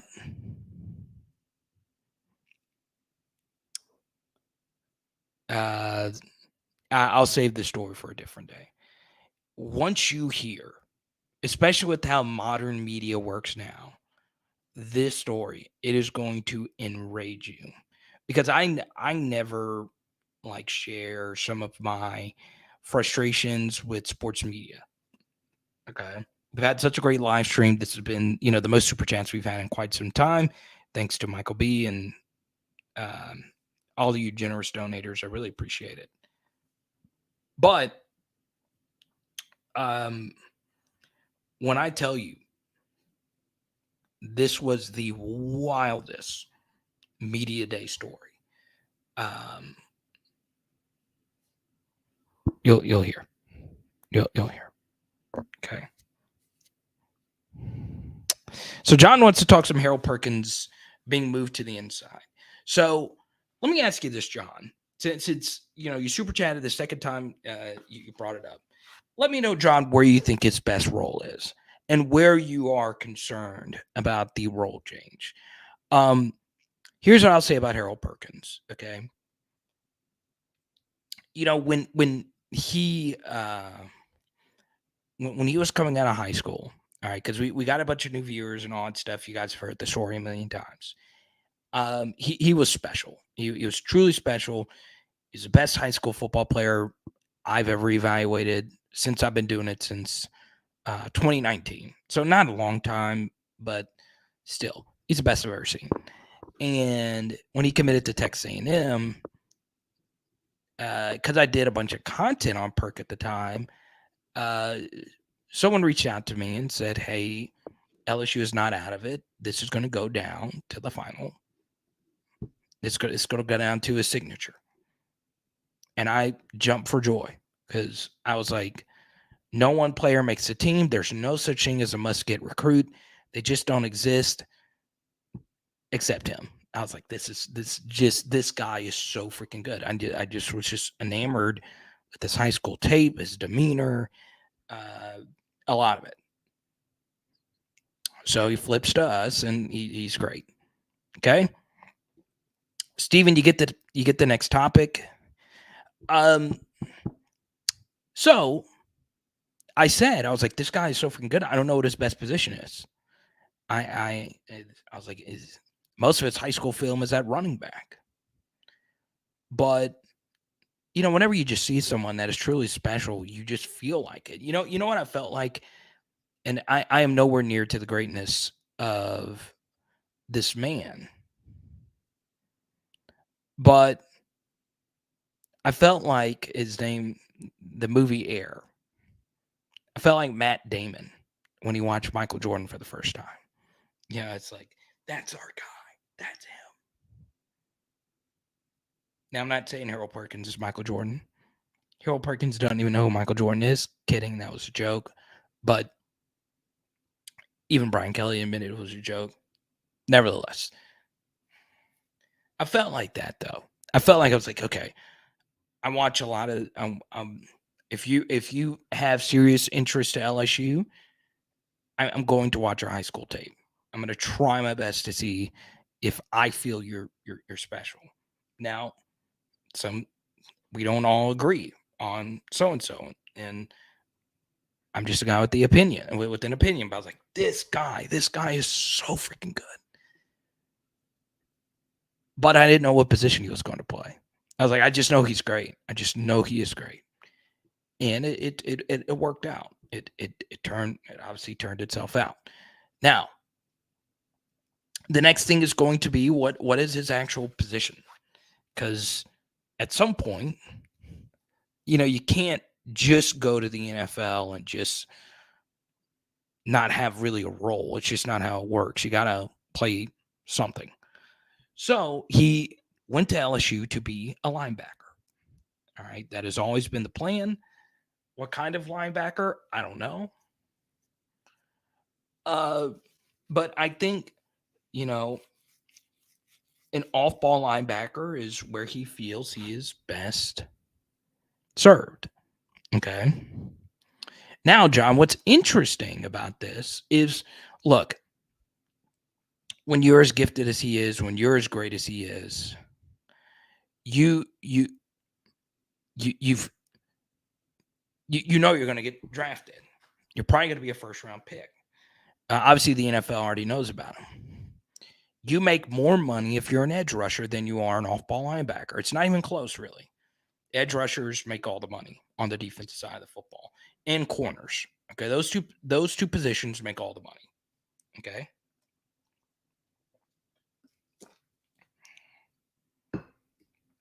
So, where is his best position? Where is his best position? It's a good question. John, I think, obviously, in terms of impact, him as a pass rusher is a far better impact to whatever he can bring you off the ball. Just because pass rushers affect the game that much more. But I'm going to be honest with you, John. I think as an off-ball linebacker, he is still going to be so special. And that doesn't mean you can't put him as a pass rusher on 3rd and longs or even 2nd and longs. You can arguably even be more flexible with him in an off-ball linebacker role. I just think as like an edge player, every down player, I just don't think he felt truly comfortable playing that.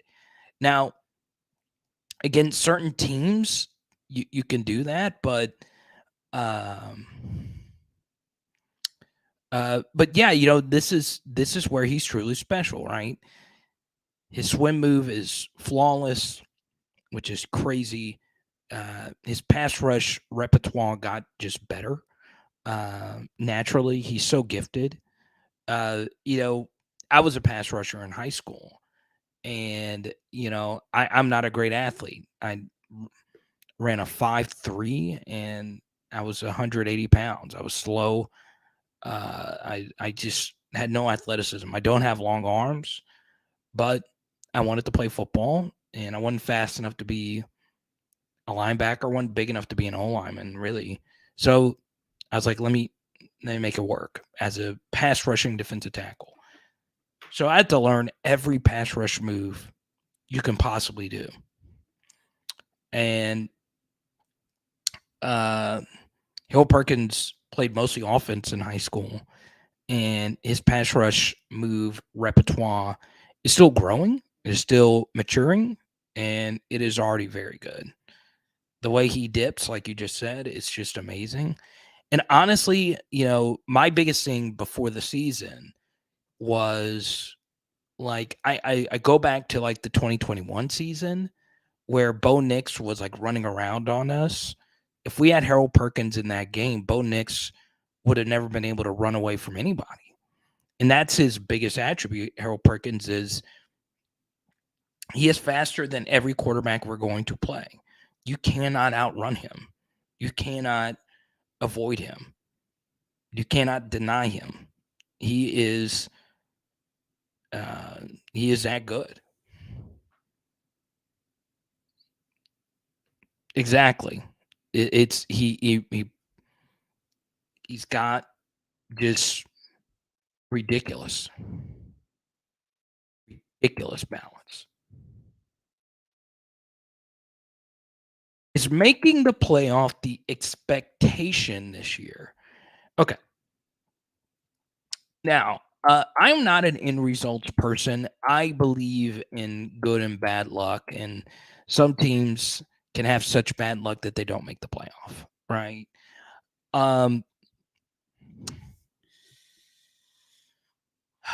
Grant, thank you so much. I appreciate you. Steven, this is a disappointing year if we don't make the playoff. I'm not asking to win the national championship, but I think if you have a fifth-year quarterback with 5 years starters experience, you return both your offensive tackles, you return both your OCDC, you return an unreal amount of production on the defense. Yes, the secondary is got to sort itself out, but yeah, I just don't think you could win the West, get everybody back the next year. I think you got to make the playoff this year, especially considering the two best recruiters by a mile in your conference is replacing their offensive coordinators and their quarterbacks. Okay, Alabama and Georgia. You've got to make the playoff. You just do.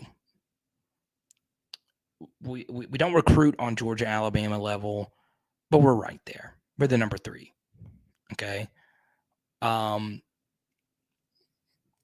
We got to make it. We do.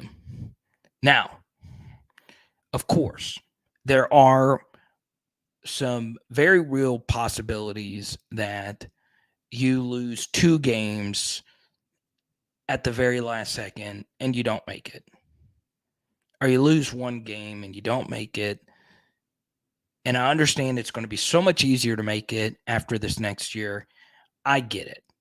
But Steven, as someone who is very anti-playoff expansion and who loves the way college football, the way it is now, I really want LSU to be a part of the last ever 14 playoff. It would mean a lot to me.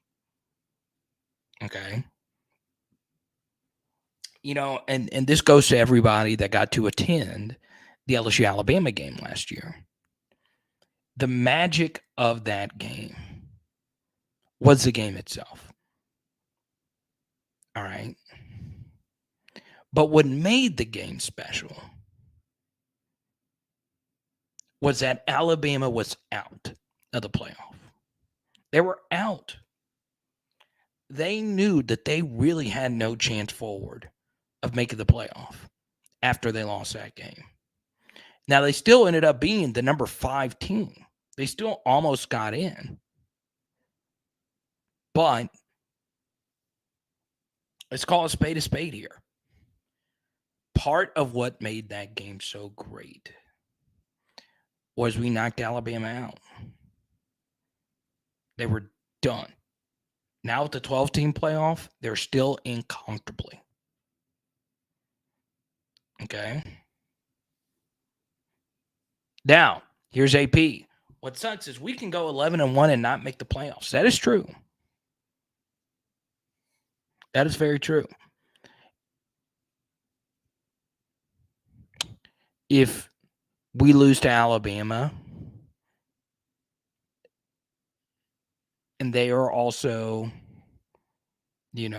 unbeaten, and let's just say Alabama runs the table,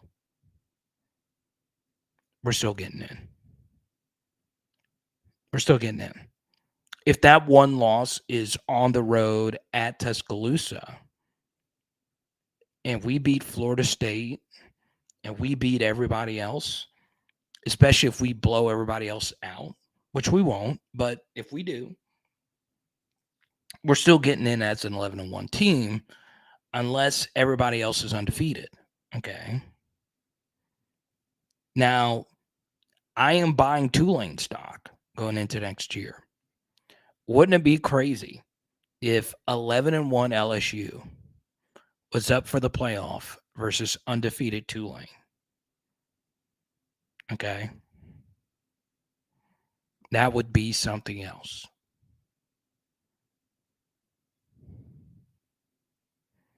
Now, Here's my last thing about the playoff thing before I get off my rocker. All right.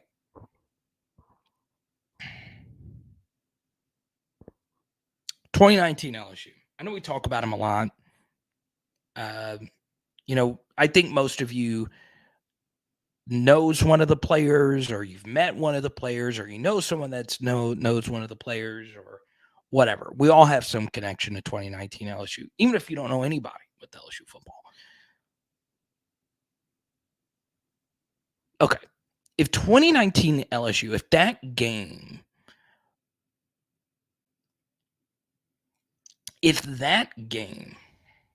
were played next year, all right, and it was 2019 LSU Joe Burrow and 2019 Tua, okay? One thing that kind of gets lost in the Joe Burrow or that kind of gets lost in the Joe Burrow mystique was how big of a deal Tua was. Tua was massive. He was massive because, Nick Saban had never really had a quarterback like Tua. And he was a quarterback of Alabama. He was Hawaiian. He was left-handed. He had, the Devonta Smith, the second and 26, whatever. And Tua was a big freaking deal, right? And, going into that game, the media, portrayed, Tua as a better quarterback as Joe Burrow, and Joe had not yet played Tua, and they had not yet played Alabama. And the truth is, if we were in a 12-team playoff, you know what the discussion would have been after the game? It wouldn't have been, oh my God, LSU just beat Alabama.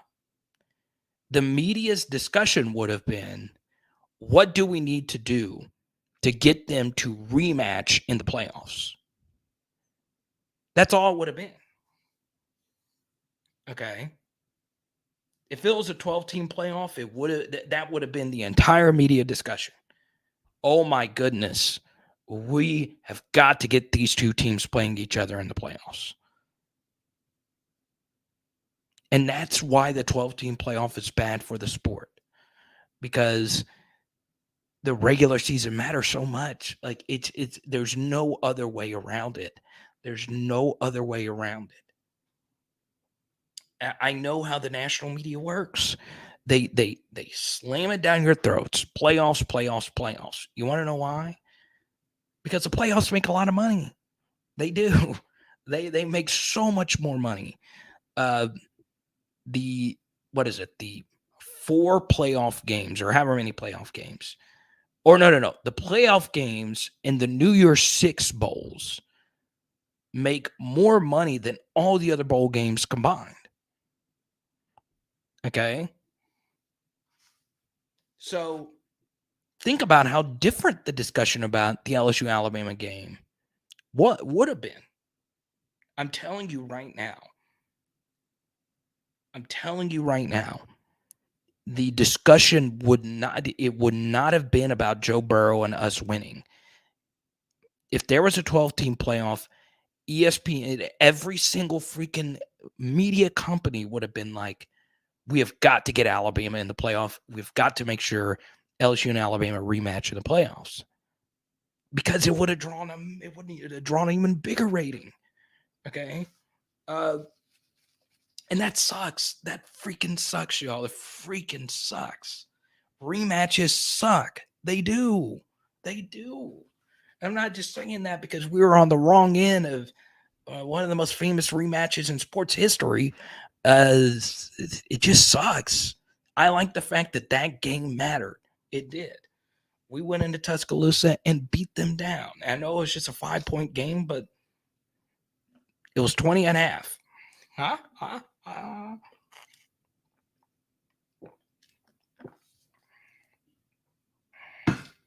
Telling you right now.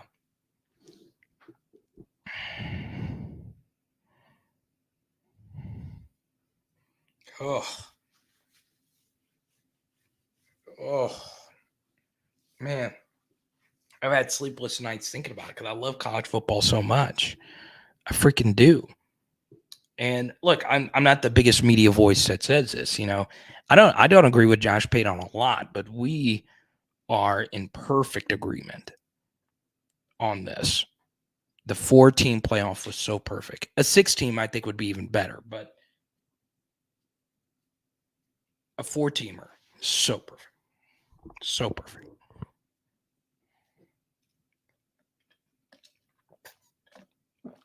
But 12. Think about it this way. All right.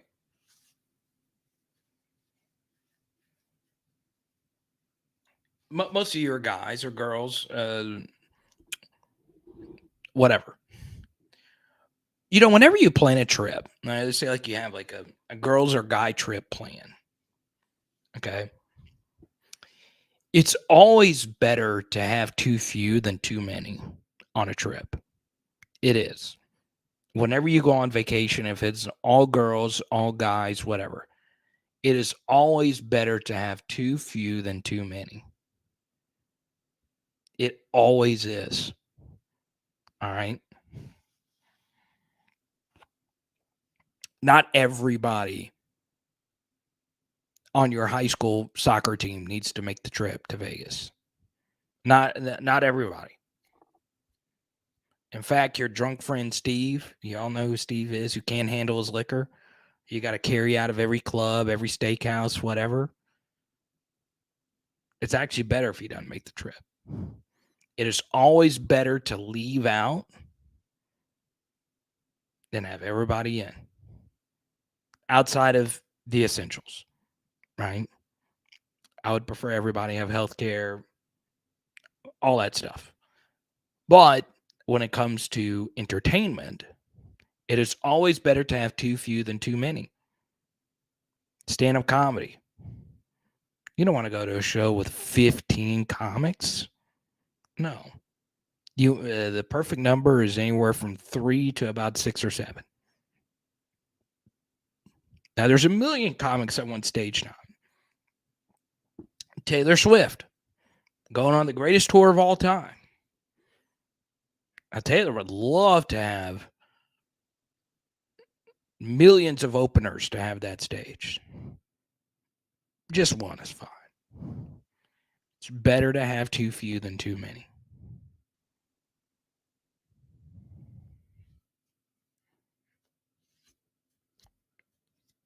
Scrappo! It's college football season when Scrappo's sliding in. Switch the Army game for Tulane. The Green Wave, the Fighting Willie Fritzes. Now, Sibley, being an LSU historian, remembers this. Does anyone remember when we legitimately were sweating buckets versus Tulane in 2007? Yeah, that game was a 1-point game at halftime. We're beating them 10-9. Tulane had Matt Forte. Okay, now some of you youngins might not know who Matt Forte is, which kind of makes me feel old. But Matt Forte, sheesh. Matt Forte was Himothy. Had a great NFL career too. He is definitely one of those Hall of very good running backs. Skipper remembers Matt Forte. Bro, tell him, Scrappo. Tell him. Matt was blue collar, boy. Matt there wasn't a whole lot of wiggle in his game. He was just good. Like he could do it all. He can catch, he could run. You better have your chin strap buckled. Matt Forte is coming in hot.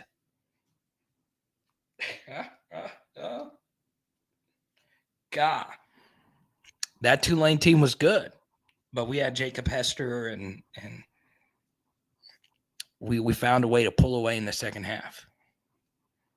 But God, dog, Matt Forte was him, bro. Him. God. So most of you know, every single one of you know Matt Forte is. What a beast.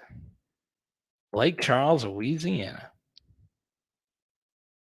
So he went to, it says here he went to Slidell High, but a 2-star recruit. What a dude, man.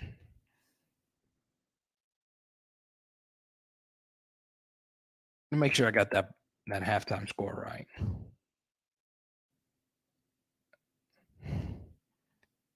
Yes. 10-9 was a halftime score. Our defense is good though. Matt Forte, 16 carries, 73 yards.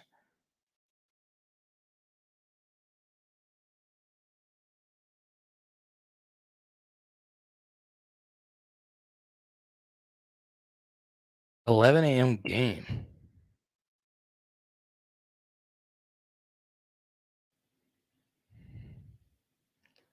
Oh, Skipper, that's a good question. So what happened to the sing-off?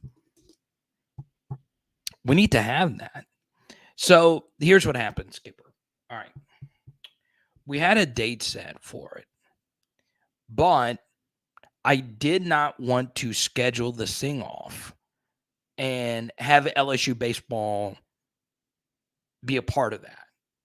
So the hard thing about like planning something that is not like sports related at all, something like that, is let's say we scheduled for a random night, but LSU was having a game, a super regional game or a College World Series game. I couldn't have it, and I put it off, and I put it off for this reason because what if I schedule a date and LSU's got a regional game or a super regional game that night? So the date that I actually wanted it to have it ended up being a super regional night, or I think it was a super regional night. And I'm so glad we didn't have it because it would have just, it would have been not smart to do it. So I'm actually going to pick a date in July to actually have it. Hopefully soon because, it just happened to be that way. But we're still going to do it. We're still going to do it. So for those that don't know, we have some aspiring singers that are big supporters of PHL, patrons, super chatters, all that stuff. And they have done some covers for us. And we're going to let you guys judge who the ultimate PHL idol winner is. So we'll do it. We'll still do it. I've talked to both of them. They're still down. They're still down. So now I gotta get back with the judges because they're like, okay, just let us know when. And they got busy again. So I'm trying to make it to where the judges can still show up, but still. 2007 was the craziest football season in college history. True, and I don't think we'll ever see it again. Especially with the playoff being the way that it is. I just don't think we'll ever have a season with that much tomfoolery in it. I just don't. Like, I just think the teams are too good at the top.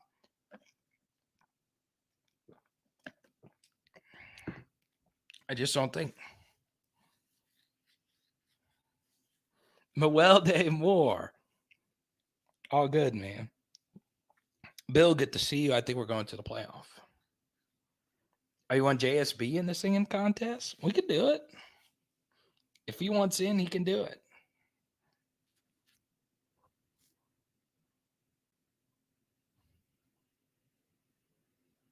Cause you're as smooth as Tennessee whiskey.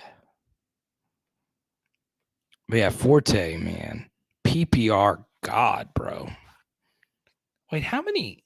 Let me see.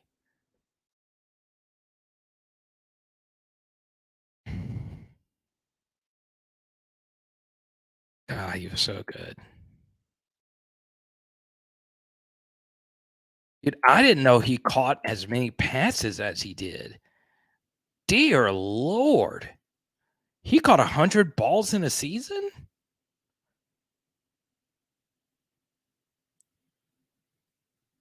Dude, he was so good. I didn't think his numbers would be as good as they are.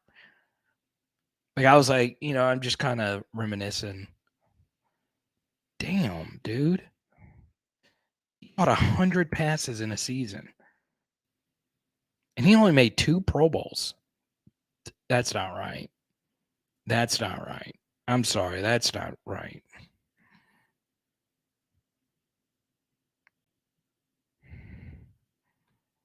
That's not right, dude. Joey Chestnut. 2 days away from Chestnut. Yeah, we're going to the playoff this year, Bill. Let's do it.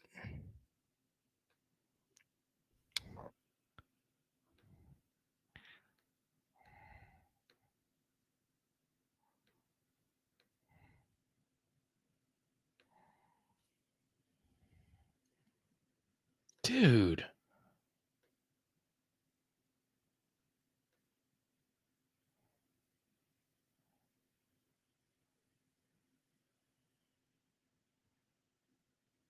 Holy crap.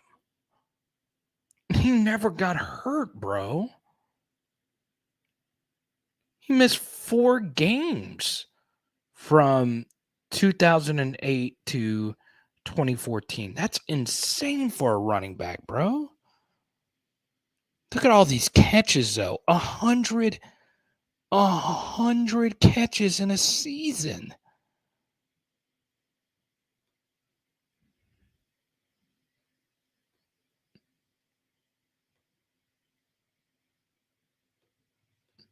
Look at that.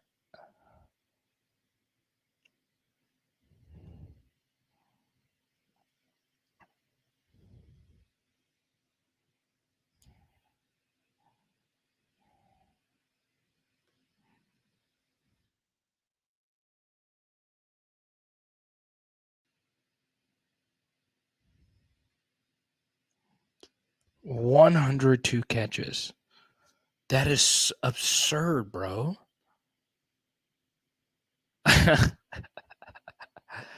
God bless. What is the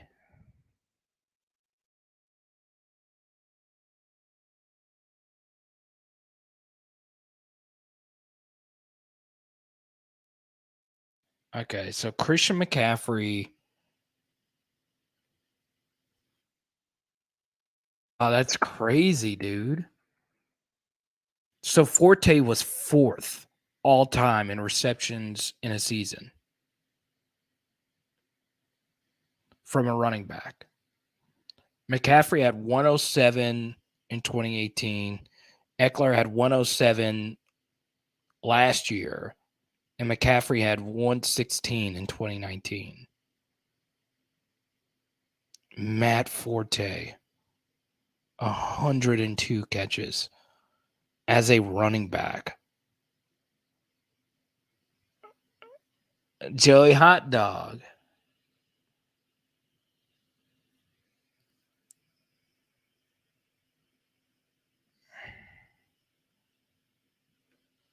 The over under. Oh, for Chestnut is 73.5. Wow.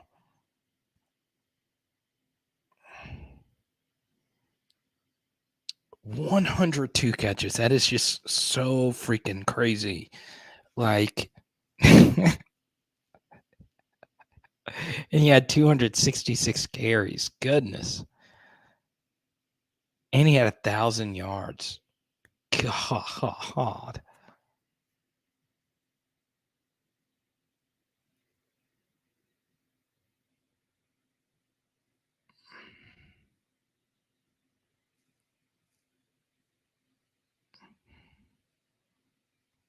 Now, I didn't know this would be a Matt Forte chill session tonight.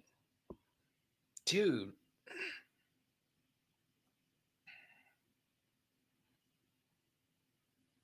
What a dude.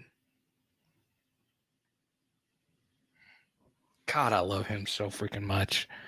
I just do, man. Like what? Like, do you man? You know how sore he has to be.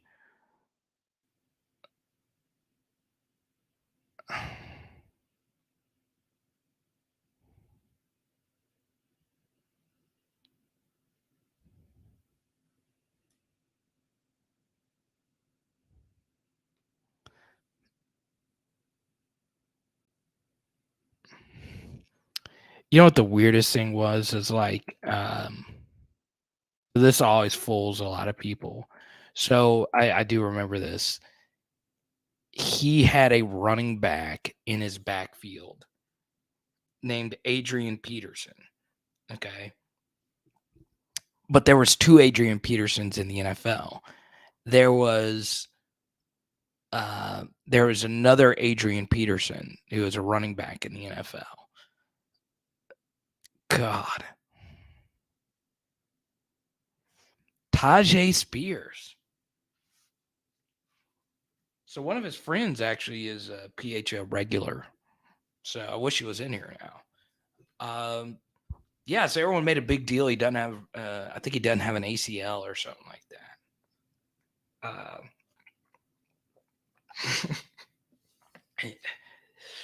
But yeah, I think Tajay, obviously, when you're with Derrick Henry, yeah, that's a good person to learn from, even though they are not the same running back in style at all. But yeah, I'll buy some Spears hype. That Titans offense is open for the taking. Like the Titans would hope Spears can come in and be him, so they can let so they can let whoever make that next step. You don't have running backs that can carry that load, man. I'm telling you, like I just couldn't imagine playing running back in the NFL and getting 260 carries and then 102 receptions. Missed only 4 games in the 1, 2, 3, 4, 5, 6 years prior. He only missed 4 NFL games in the 6 years prior. Never was his rookie season was the most attempts he ever had in a season. So he got volume day 1. And then in year 7, you get 266 carries and 130 targets and 102 catches. That is unreal. That is an unreal workload, bro.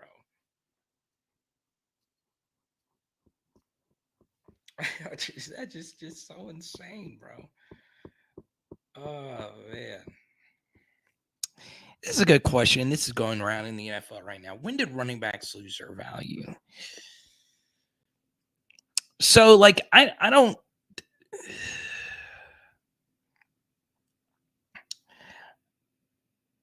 I don't know if they necessarily lost their value. It's more of a scarcity thing. Like the drop off from one running back to the next is not as vast as the drop off from the starting quarterback to the backup.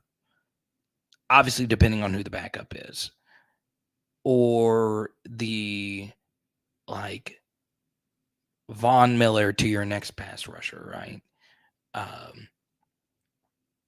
It's just there's just an abundance of running backs. Like the best team of the past 5 years won a Super Bowl with what a 7th round pick out of Rutgers at running back when they spent first round draft capital from a breakout running back on the greatest offense of all time. Tony, I wonder where you were. Craziest live stream in a while if you're just joining us. Okay. So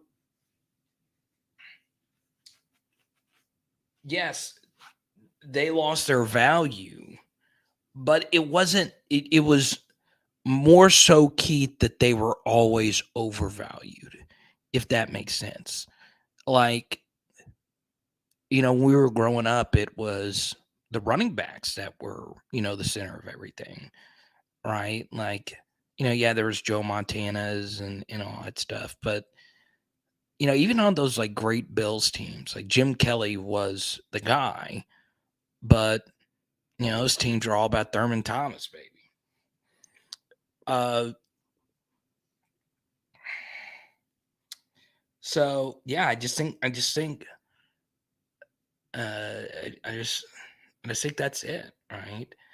And I also think, Keith, there's just so much more data now. Like, there's charts that show the sharp running back decline after age 27. And you can also just kind of like just see it. Okay, like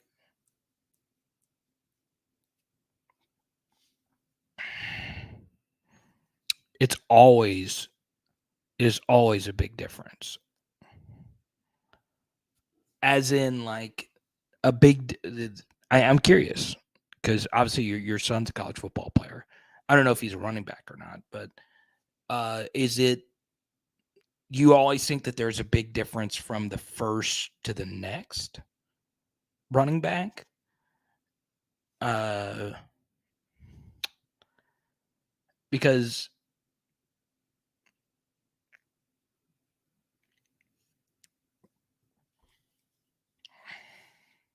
yeah. Welcome to the channel, Yeet Man. I hate when LSU fans think that their team has been great. What have they done recently? Burrow and Chase carried them. No?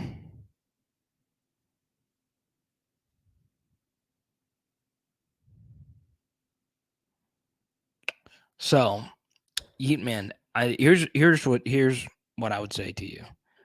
Number one, LSU has won 2 other national championships in the past 2 decades.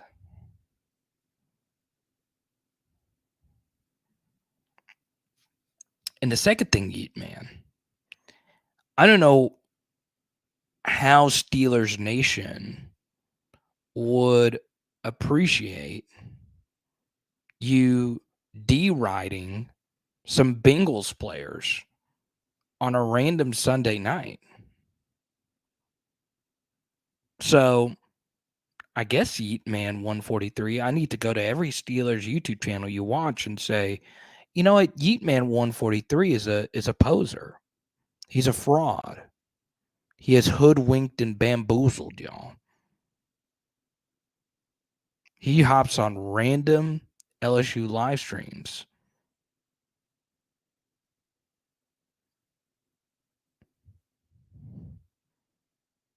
and shares his love for the Bengals. Yeet Man, I can't believe you, man. You're outing yourself, bro. You're outing yourself, man. Can't believe that. Y'all, I mean, I'm glad you can jump on my channel and allow yourself to be yourself. I agree. Be whoever you want to be. But I can't believe. Yeet Man, just admit it. You're a Bengals fan. Now, I will say, I'm a big Patrick Peterson fan. I love him as much as Burrow and Chase or really any LSU player. So I'm cheering for him next year. PP7. Or PP20. I know, Doug. It's sad. It's sad. I couldn't imagine jumping on like a random, like just some random, like Alabama channel and saying, y'all are never going to be the same without Devonta Smith. So random. So random.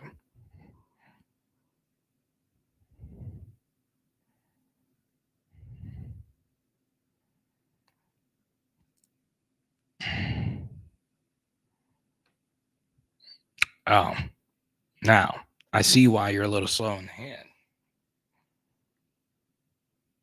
Because you can't count, bro.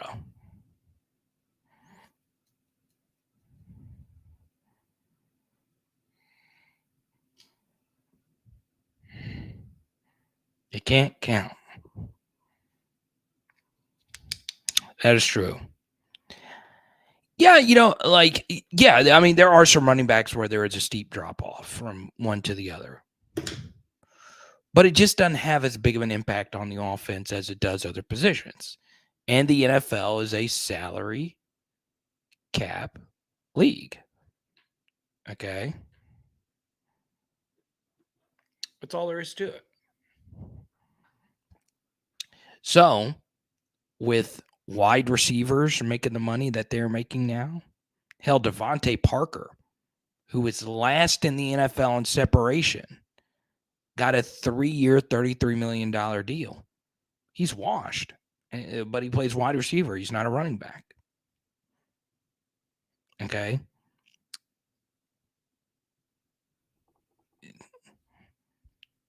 There's only a certain amount you could spend on running backs. And if you actually go look at the Super Bowl winning teams, their leading rusher in the Super Bowl game, I think in the past 10 years, all made less than $4 million that year. Okay. Which is crazy.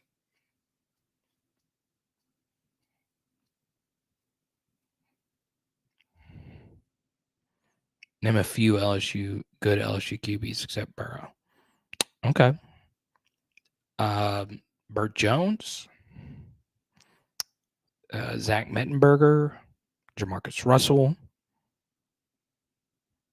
So there you go. And the Patriots are kind of the first team to really do this.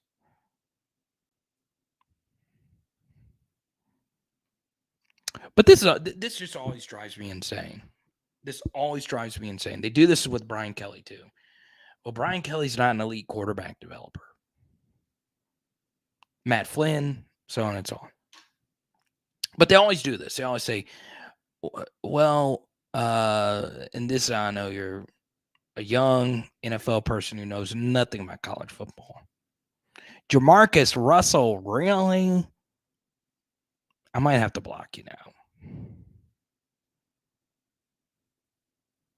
Yeet man, I'm gonna give you a news flash here. You do know to get selected in the first pick of the NFL draft, more than likely, you were a great college football player. Your question was, how many other great LSU quarterbacks? Jamarcus Russell, first LSU quarterback to lead LSU to back-to-back 10-win seasons. He had eight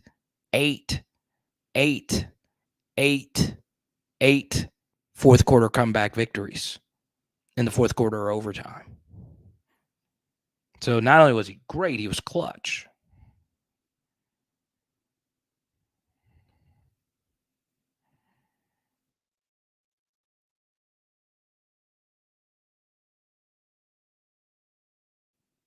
All right, what elite quarterbacks from Bama? Name them.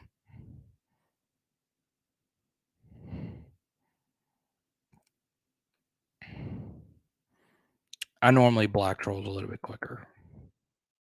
All right, good to see you, man. Thanks for all your super chats, man. I really appreciate you over the years, man. But yeah, let's call it like it is, Ann. Let's call it like it is. And Jamarcus Russell explained that he just did not care to watch film. It wasn't what he was.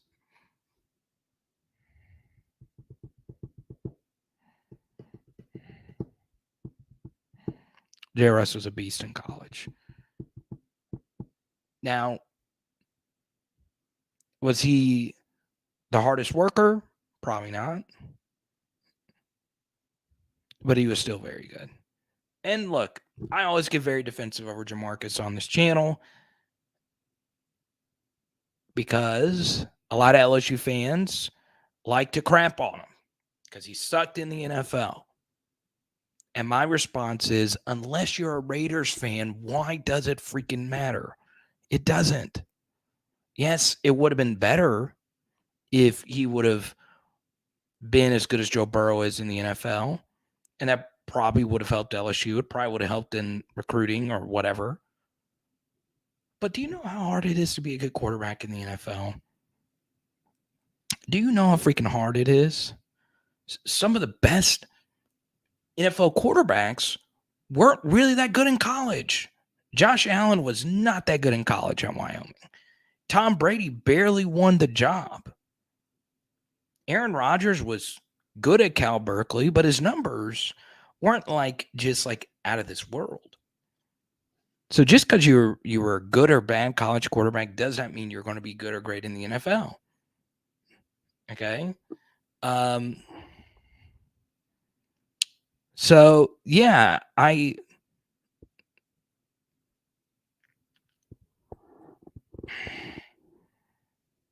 it blows my mind. And yeah, there was a stat, okay? A Bama QB didn't win a single NFL game from Joe Namath until Tua. That's right. I totally forgot about that. I totally forgot about this stat. I remember because they would always just randomly bring it up on like an SEC stream or something. You would just hear it.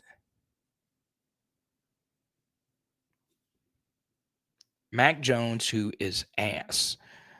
Tua is, propped up with the two best receivers and a great play caller. And Jayden is special. I said that a gazillion times. He's really freaking good.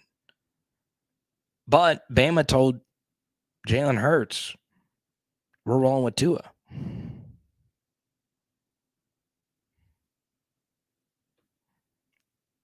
All right. I'm talking about QBs converting to the NFL. No, you said a minute ago, name a great LSU quarterback. I named like 5 of them. I don't give a rip if they didn't work out in the NFL. I obviously want them to work out in the NFL. I'll cheer for them, probably more than most LSU channels. I keep up with them in the NFL. I think it's important. I cheer for Joe Burrow. I cheer for Racing McMath, right? I remember when James Wright got drafted. He barely played at LSU.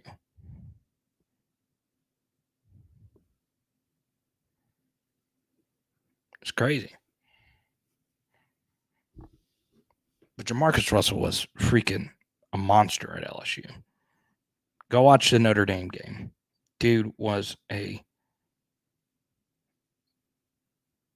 massive sensation. But it worked out. He left when he should have, and we had Matt, and Matt won us a national championship.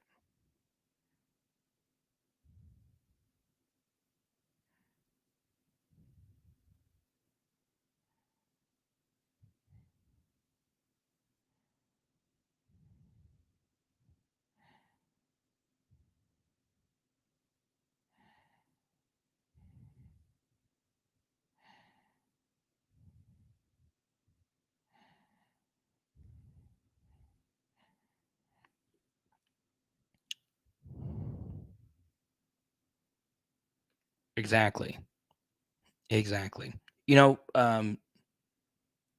Like whether obviously I had a rare opportunity to be around Joe for a short period, but whenever I ask a player, whether it's Joe Burrow or Patrick Queen or Dre Jenkins or anybody like that, whenever I ask them about like a great play, they always say, hey, this play was great, but the play before, the other team did this. So the worst thing about a highlight society is nobody remembers the plays that lead up to the play. And I know we live in a one play at a time society. That's what the coaches always say. You one play at a time. It's BS. The previous plays have major effects on the next plays. The best play callers are so good at showing you one thing out of a formation, lining up in that same formation, and running something different.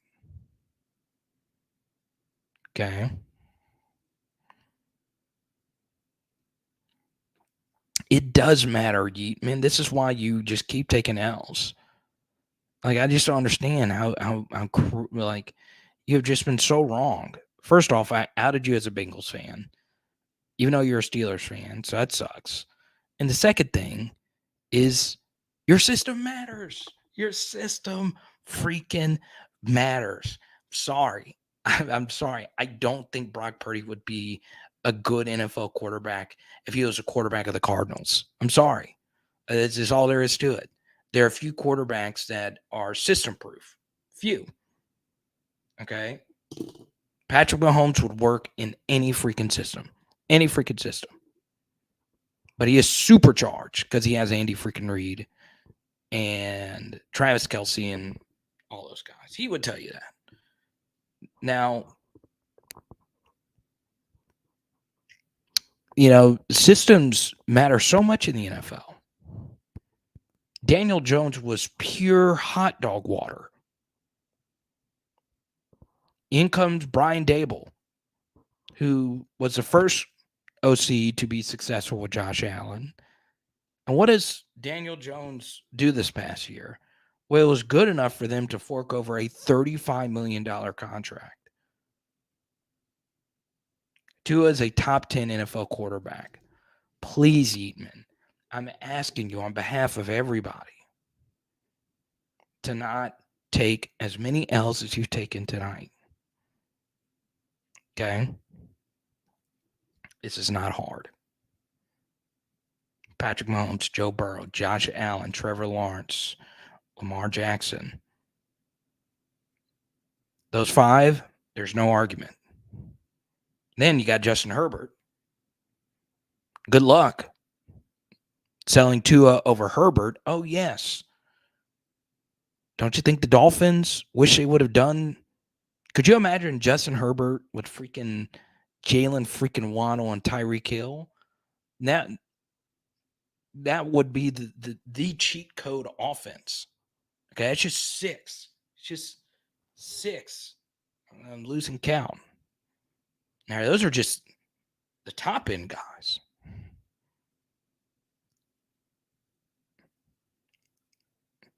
So let's go through this again. Patrick Mahomes, Joe Burrow, Josh Allen, Trevor Lawrence, Lamar Jackson, Justin Herbert. Okay. I haven't even named an NFC quarterback yet. Jalen Hurts. All right. I think we can all agree those seven are better than Tua.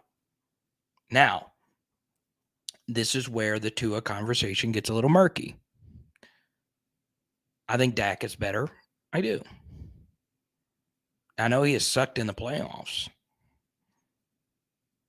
But Dak is healthy. He's had one leg injury, but for the most part, he has been mostly healthy. He had the random thumb thing. But when Dak plays, he is an elite processor. He is a great quarterback. So I would take Dak over Tua. Now, Tua being a top 10 quarterback then gets murky. Is he number 8? Let me ask you this. Is Tua better than Aaron Rodgers? No. I think Aaron, still in his current state, is better. I do. Even old Aaron Rodgers. I'm also going to give you a name that I think is better than Tua. I think Kirk Cousins is better than Tua. I do. I think Kirk just takes too much heat. He does. All Kirk does is show up and throw dimes. Now, does he shrink? Yeah, he can shrink. He definitely can shrink.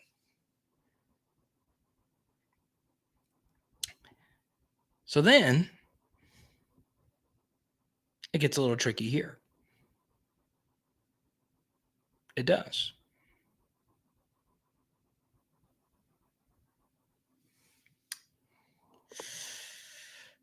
Would Tua be number 9 or number 10 here?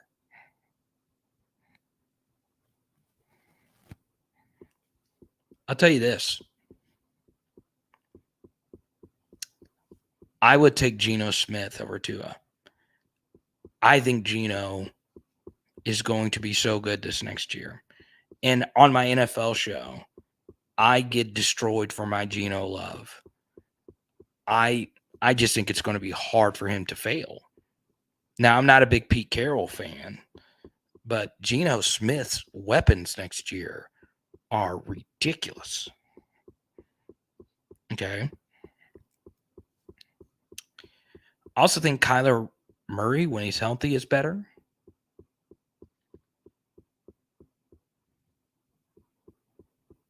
So, there you go. Now, why are we even paying attention to this dude? Let him control the conversation. We will move on. But I would also like to include that Jared Goff is better. Yes, Jared Goff is better than Tua.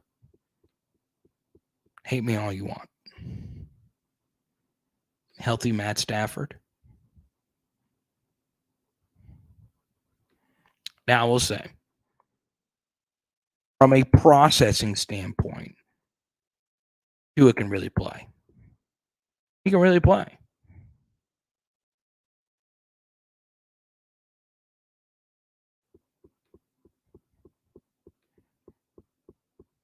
All right, we're going to move on. Now, in the next 5 to 10 minutes, we're going to answer as many questions as we possibly can. But if you super chat, we'll keep it going. We'll happily keep it going. Okay. Now, I say all the Tua health things. I actually like Tua a lot. I really liked him coming out of high school. I thought he was great. I was doing small town radio. And I found some Tua highlights. I was like, God, is this guy better than Jalen Hurts?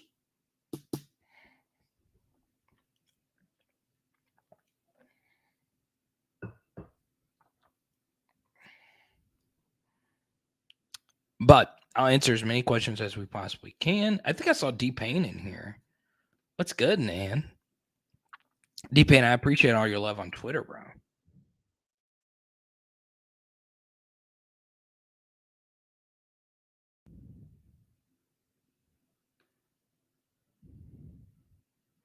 One for the ages. All right, Mac. We'll see you, man.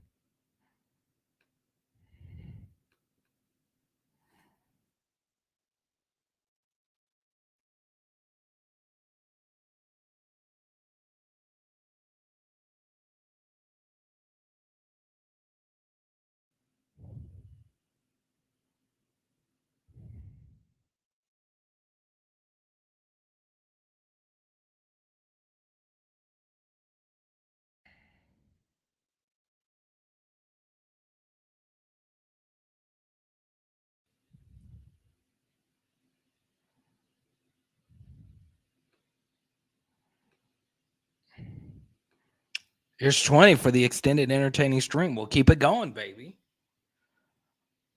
Let's keep it going. I don't mind. We'll talk about whatever. We've done a lot of NFL stuff. TOV, I'll let you get to pick the next topic. You or Grant. TOV has been rocking with me for a while. He does his lawn work in the evening. I know that. Baker Mayfield. I'll tell you this. You guys know my love for Bryce Young. I think Bryce is going to be good. I do. I don't like CJ Stroud's situation. I like Bryce's situation in Carolina. Even though his receivers are a little up there in age, I didn't like the Mingo pick. I don't think Mingo's that good.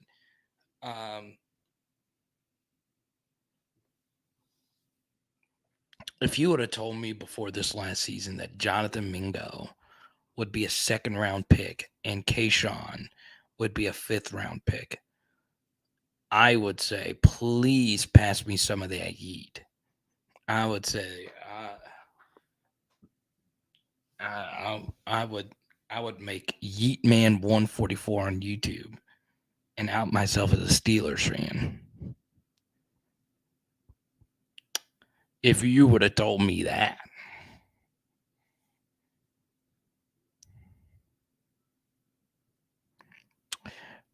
Are you hopeful the new special teams coach will solve all of Pulleen's problems from last year? It's a very good question.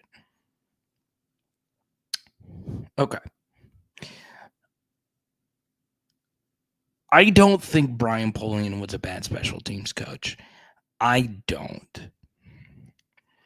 There was actually a lot of things I liked about Brian Pulleen.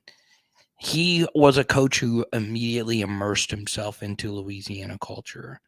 You know, posting photos from Mardi Gras, getting a Cajun turkey from AM Mart.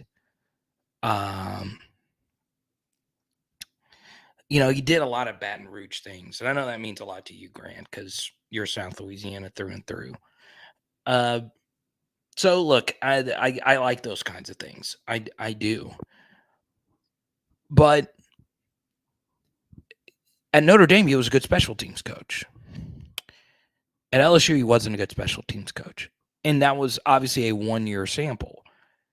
Now, was he just bad? No. I do think he was a little out of his element. He was very nice. Everybody liked him. And Grant, personally, I think it does concern me just a little bit that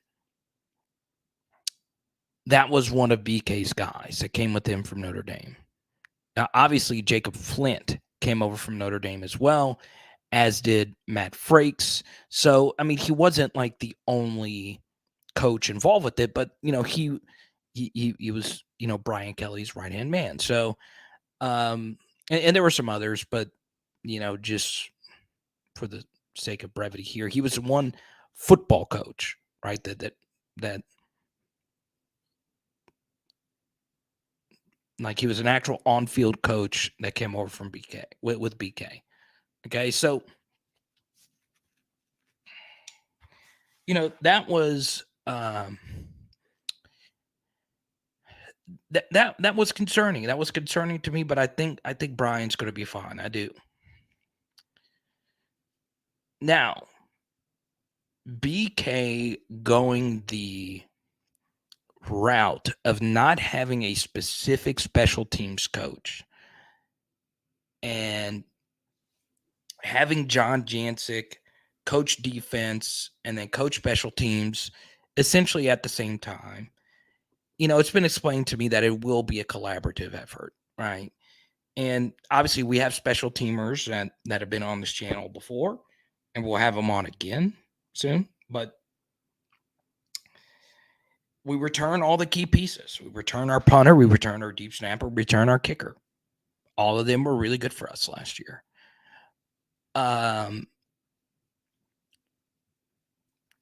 So, you know, that's it. You know, I think it's complex.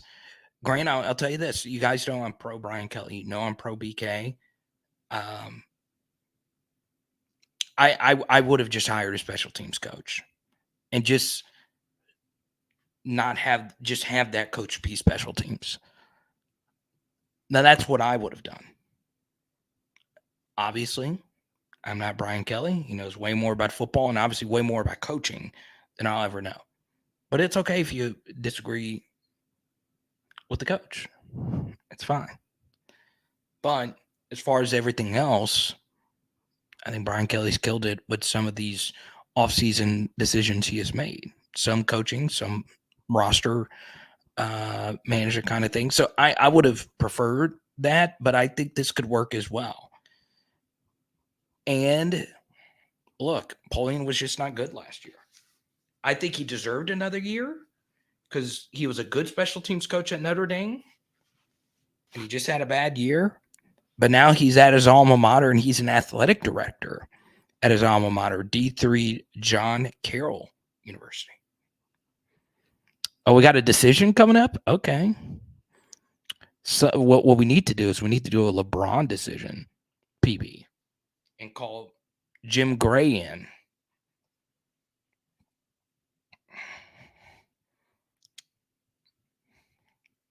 Where are we ranking Derek Carr in this mix? So we got a little bit of a Saints question. I've seen around 15, which makes you one of the top 15 QBs in the world, which is pretty good.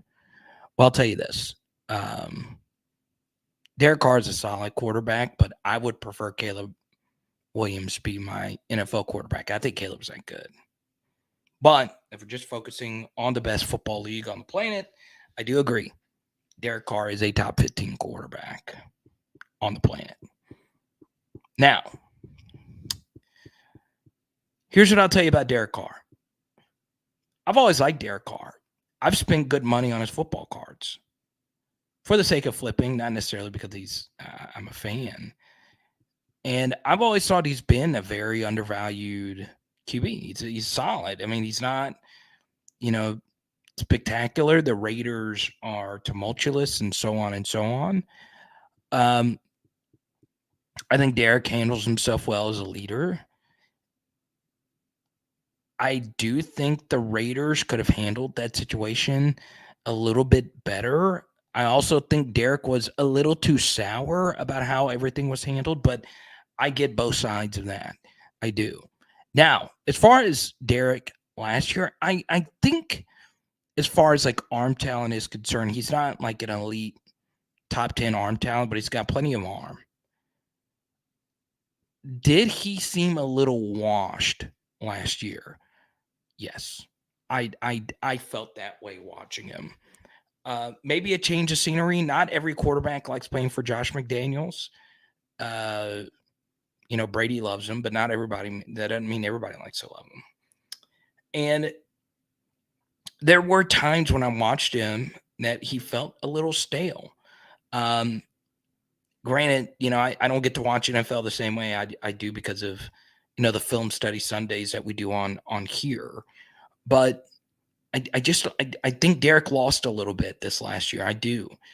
But now, does that mean he can't be successful with the Saints? I think the Saints are loaded at skill positions, right? Olave is a good number one. Michael Thomas, we'll see. And then the Saints tight end room is very deep, even if you don't like Taysom Hill. But goodness gracious, Juwan Johnson is solid. Foster Moreau, we know he's good, especially with Derek Carr. And then Rashid Shaheed can play. Rashid Shaheed actually deserved more touches. This offense is got juice. And, normally the Saints have good offensive line play. We'll see how they are. Obviously, there's been some changes there. And then obviously the Saints defensively, we know they're going to be good defensively. Hopefully the Badger has a better year.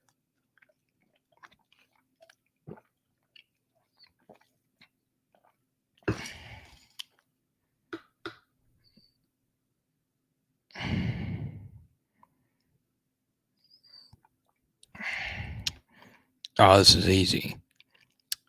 I won't include the true freshman in this because that's just unfair to them. I don't mind projecting a true freshman to be good, but I definitely don't ever want to project a true freshman to the NFL just yet. Obviously Perk is number one. And then after that, it would probably be Malik number two. Then number three, I'll go Mason here. because the value of a defensive tackle is just so immense now at the NFL, um, especially with defensive structures. A good defensive tackle, I think it's even more valuable than in the old days. So I'll put Mason number 3, and then I'll put Will number 4, and then number 5. Um,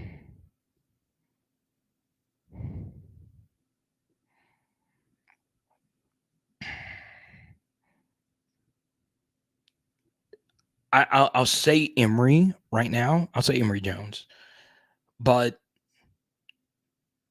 you could make a really good case for Wingo there. You really could, but I do think the top 2 are pretty set in stone. Now, notice I didn't include a quarterback in there. I just think quarterback prospecting is just a completely different thing than everything else. So obviously, I think Jayden would be in there because he's a very intriguing quarterback. Intangibles are there, speed is there, but I mean, there's just so much that could change as far as throwing the football is concerned from one year to the next, because that is a lot more mental than it is physical. And at all the other positions, projecting athleticism is just more important. And then obviously, the guys that I actually named are elite athletically. So there you go. I mean, I think Perk and Malik are far and away.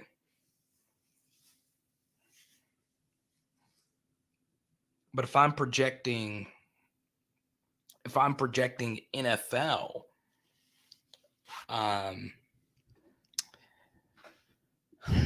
won't include true freshmen in this. That's just unfair to them. That's very unfair to them.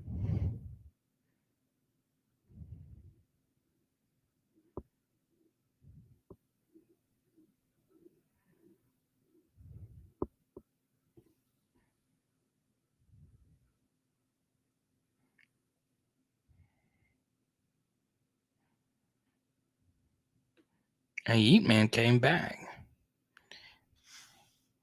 Oh yeah. And like I said, I just think quarterback prospecting is a completely different thing.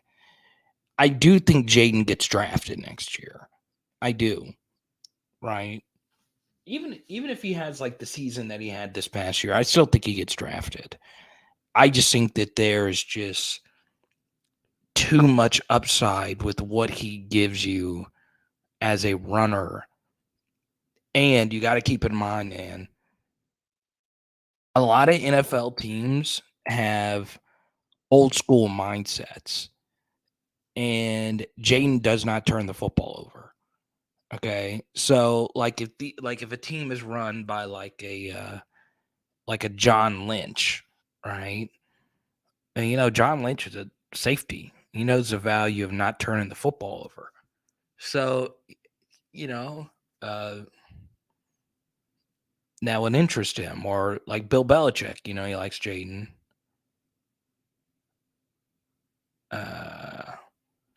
Any of my marriage advice come up? I really do mean this, PB.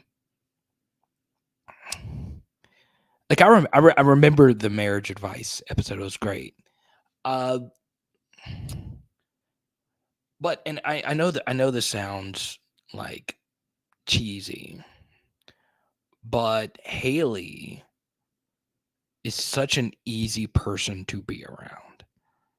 Like, it is ridiculous how easy she is to just like hang out, like just chill, talk. She is so drama free. Like, we had like one like minor kerfuffle, and it wasn't anything. She is a problem solver. So yeah, it's a little bit different, in that aspect because that was, like before her. Um, there were a lot of other people I'd been with that were psychotic. They were not easy to deal with in in any regard. They did not like easy solutions. And I said, "Hey, I'm not the easiest person to deal with. I have a weird livelihood. Uh, so I was like, the number one thing I'm looking for is someone that is easy to be around." And Haley is that. I mean, um, even all my friends tell me that. They're like, "Yeah, Haley's just cool as hell. It's like being around her." Jayden's a decent mid-range thrower. Yeah, and I think that's something he said he's going to work on. I think his intermediate game is going to get better as well. All right, so Yeet Man 143. Here's what I'm going to do for you. All right. I will forgive everything you have said tonight. Yeet Man. Okay, because I'm a big Chris Olave fan in fantasy. I don't like his ADP keeping on creeping up, but I'm a huge fantasy football player, Yeet Man. So if you want to support me, Yeet Man, go sign up for Underdog Fantasy. Promo code Carter. Please go sign up. Because if you go sign up and you type in the promo code Carter and you get that deposit match bonus all the way up to $100, guess what? You are supporting PHL in a major way. I really do mean this. Every time each and every one of you sign up for Underdog Fantasy, you are helping me out big time. Go to Underdog Fantasy, underdogfantasy.com. Sign up now. Promo code Carter. Now, the only thing is it is not available in Louisiana. Okay. But, man, we could do a draft together tonight and all come together in Kumbaya. Promo code Carter. That is the key. All right. Once again, there's all your legal mumbo jumbo. There you go.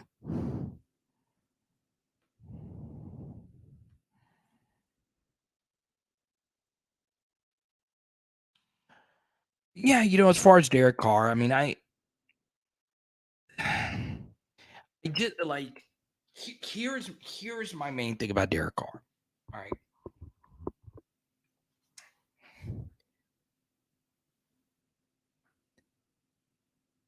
You don't like I still believe you could be a quarterback that doesn't make that wins a lot of games, but doesn't make plays outside of structure.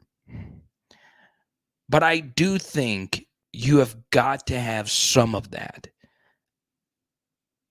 I just don't think Derek Carr is really good at making plays outside of structure. Okay. And that to me is big. It's so big, right? Seasons are long, defenses adjust.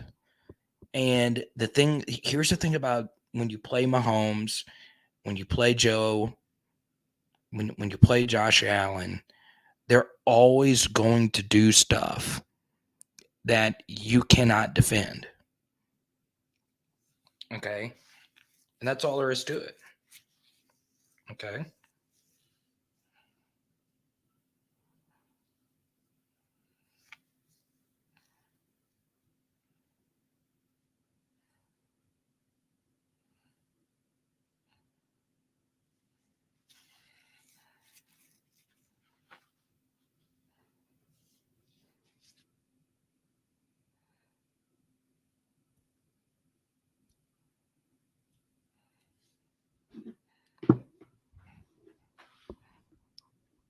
We can really go sicko mode tonight and do a fantasy draft tonight. I do not mind. I've been doing some.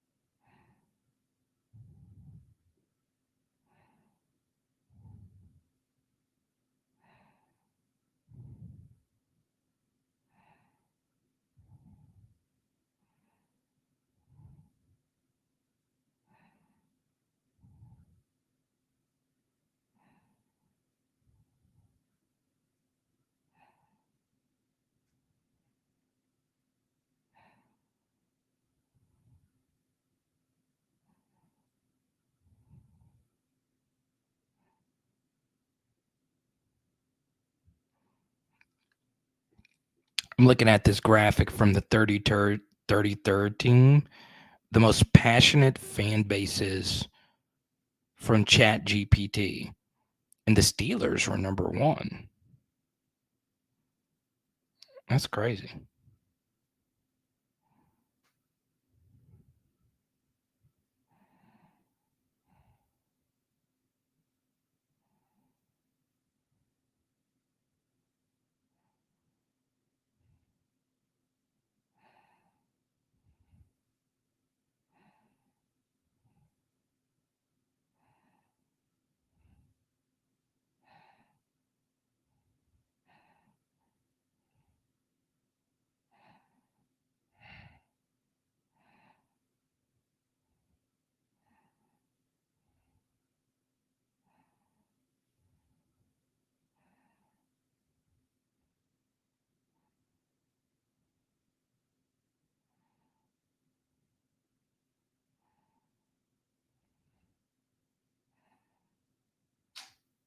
Mm.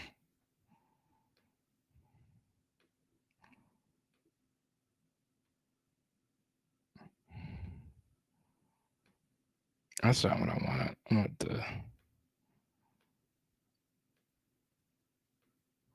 Mm.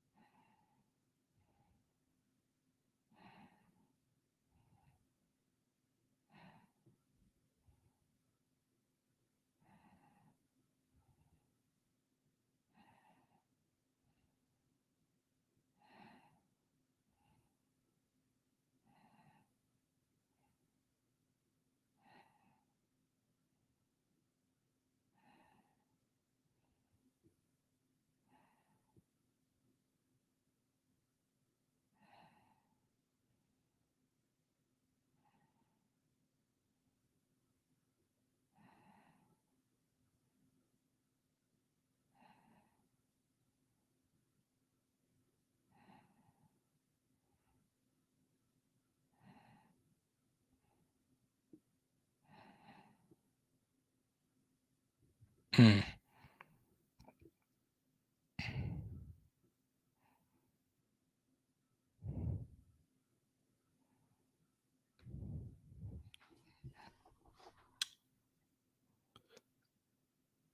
Hey, you get your truck set? I actually got to go to bed. I'm getting up in the morning. All right, y'all. Epic live stream. Once again, shout out to Michael B. He won himself a Justin Jefferson card tonight. Don't forget.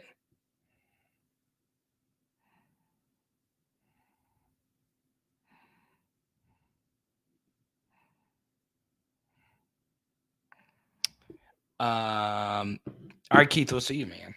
I enjoyed the fiery running back conversation. I get it. Hey, I will say this. There is a massive divide in the running back convo between, you know, people that have played the game or have family that play the game compared to people who don't. I've noticed that. I love the running back debate, though.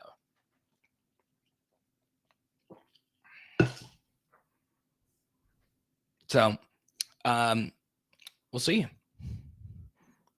Now, as always, we're going to shout out our super chatters. Michael B holding it down. Cody, Sibley, Rob G, John, Steven, Grant, Skipper. We got to schedule a sing-off. JH. I think that's about everybody. And new PHL patron. Make sure I get the first and last name correct here. Irvin Jennings. Congratulations to you. It is